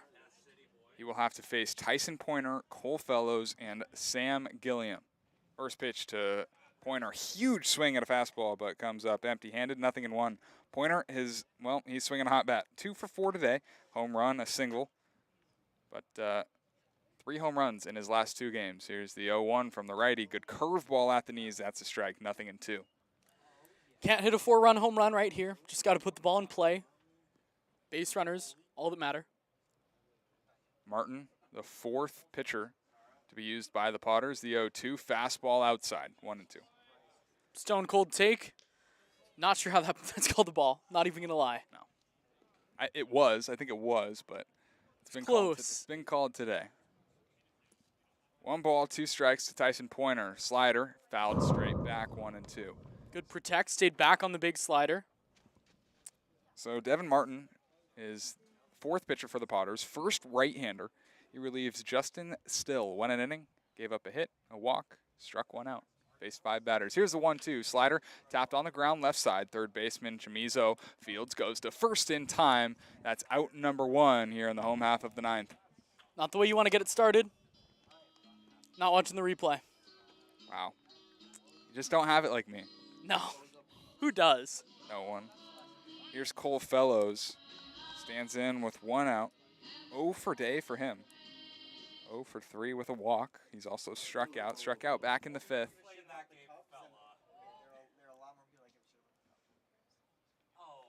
First pitch, changeup swung on and missed, 0-1. I think if that's a fastball, that ball's hit about 450 feet. Unfortunately for Cole, way out in front of the changeup, big swing and a miss. 0-1. Slider taps foul behind home plate. 0-2. So Devin Martin has come in and got ahead of both hitters he's faced. 0-2. Martin's got great stuff. It's easy to see in the strikeout numbers. And sometimes you see those guys with high walk numbers and you assume that they have good stuff, just don't know where it's going. But today he's locked in. Here's the 0-2. Fastball, line drive, right field. That's a base hit. It's down right in front of Dom Rodriguez. And a 1-out single for Cole Fellows. Watching the replay. Wow. No, not yet. Not yet. You can't call it this late. No, I'm watching the replay. All right. Give it to me. Give it to me. Here's Sam Gilliam. The catcher is 1 for 4. He's reached base safe twicely today. Reached on the 5-6 fielder's choice. First pitch swinging on a fastball, but fouls it back. He singled back in the 6th, and he's also walked and struck out. Watching the replay is some Crawdad lore. Yeah. Oh, tell me about it. All you. It is. Crawdads chasing 4 with 1 out in the 9th. 0-1. Slider popped up in the stands. 2. How did that get our field mic? I don't know, but that mic is taking a beating. Yeah. Today. Clap it up for the mic, because that mic is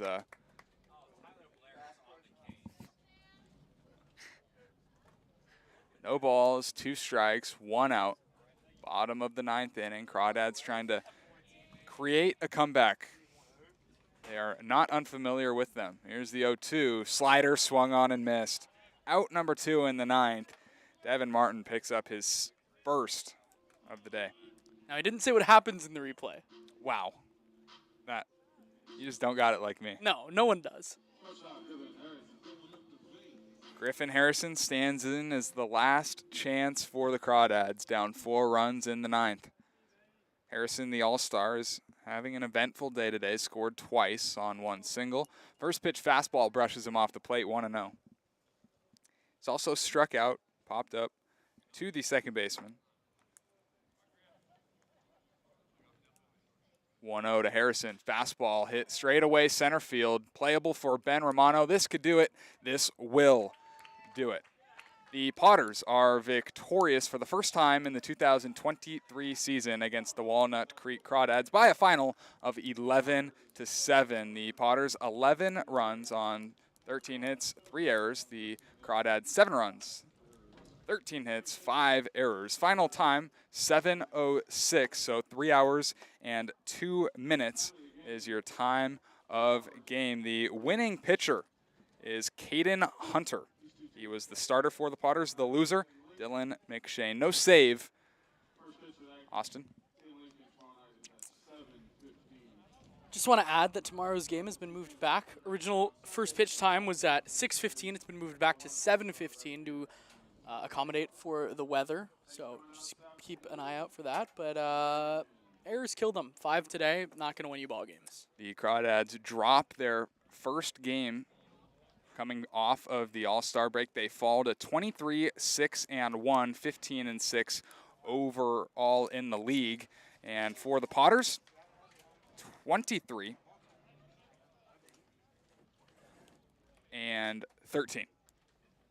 So they're making up some ground on the Potters. Don't go anywhere. Kobe Siegel, Justin DeHaas, they're going to have your post-game show. Thank you all for tuning in. For Austin Oda, my name is Carson Mercier, signing off.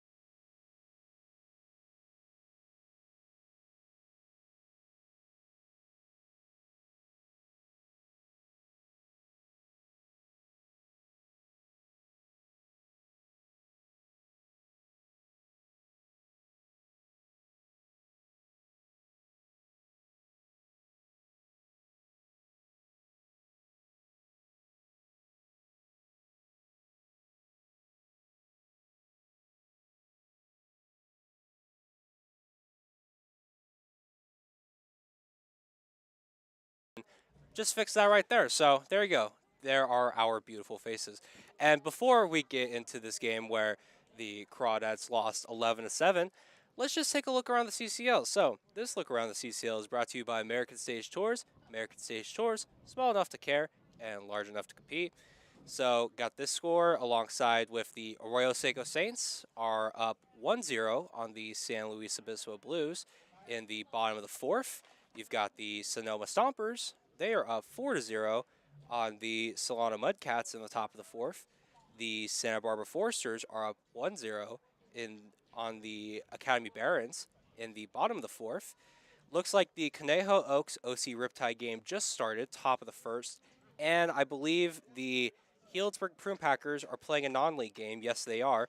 They are up 1-0 on the Menlo Park Legends, top of the fourth. And so let's get back to this game where, as we said, Crawdads lost at home 11-7. Kobe was saying this before our little show here that it's been a while since the Crawdads lost at home. Been about a month, you'd say roughly? Yes, June 11th, the day before I turned 21. Yeah, so over a month. Slightly over a Yes, month. last time I lost at home, believe it was to Sonoma. That's right, yeah. It was the It was- first game of a 4-game series. That's It was to Sunday. Sonoma. Yeah, the Crawdads been unstoppable at home. A couple close calls, but they've come back every time. And first time, Crawdad just couldn't come back. Yeah, they were not able to muster that comeback, and they scored 2 runs in each of the first 3 innings, and things were going well. And then that top of the fourth hit, where you have the inside the park homer, the little league home run, if you will, and that just kind of killed the momentum for the Crawdads, and they were really never able to recover after that. They only scored 1 round after. What was the impact of that little league home run, and how did it affect the rest of this game? Well, that play summed up pretty much the entire game because it was a double and it would have been Second and third, it would have been second and a third. couple runs scored. Yeah, with 2 runs scoring. And okay, Manageable. that's fine. Yeah. But then 2 throwing errors on the play. One allows the runner to score. Actually, no. Okay, no. Here's see, the Cardinals had so many throwing errors. I'm not sure which throwing error I'm talking about. So I think they had three or four throwing errors today.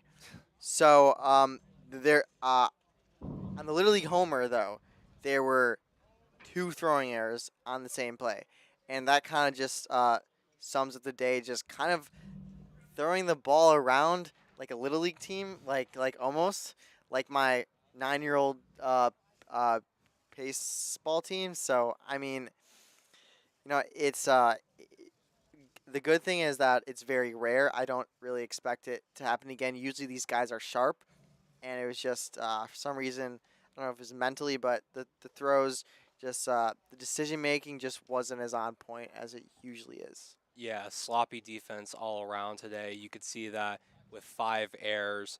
That's got to be the most for the Crawdads in a game. I'm almost 100% confident in that.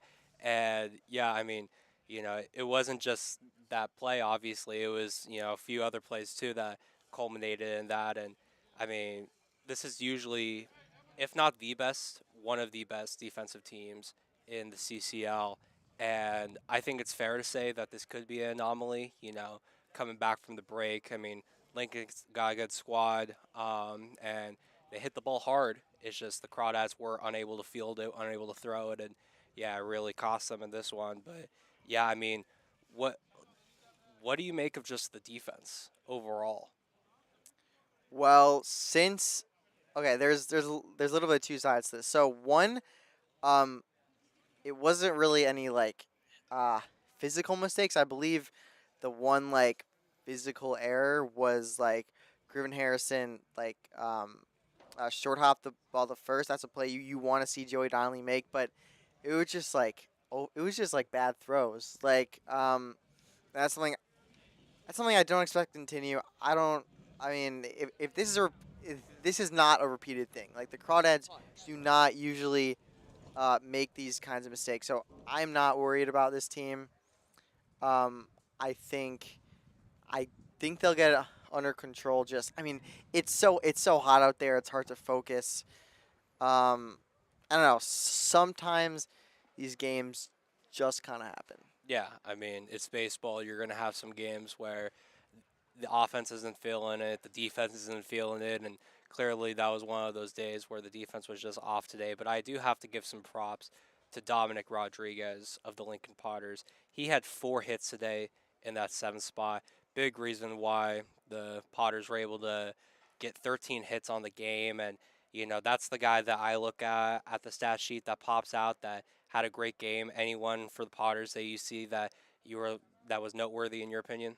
Well, not necessarily on the stat sheet, but from watching the game, I think Luke Odden, the shortstop, the leadoff hitter, made a couple of nice plays. I believe Patrick Sweeney.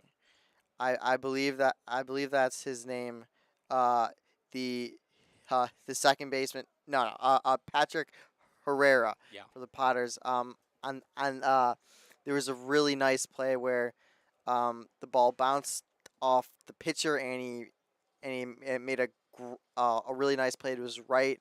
Uh, uh, Auden made a nice play to his right. So the middle infield defense was really strong for them. And I mean, for the Crawdads too, Ryan Ellis had probably his best defensive game That was as a Crawdad, incredible. even with his throwing error.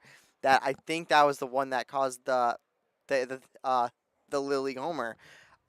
He made a fantastic sliding play to his right. He dived and caught a ball that was scorched. So, I mean, even in a day where he had a throwing error, he had one of his best defensive games. Yeah, and it's funny because if you just look at the scoreboard, you see Crawdads had 5 errors,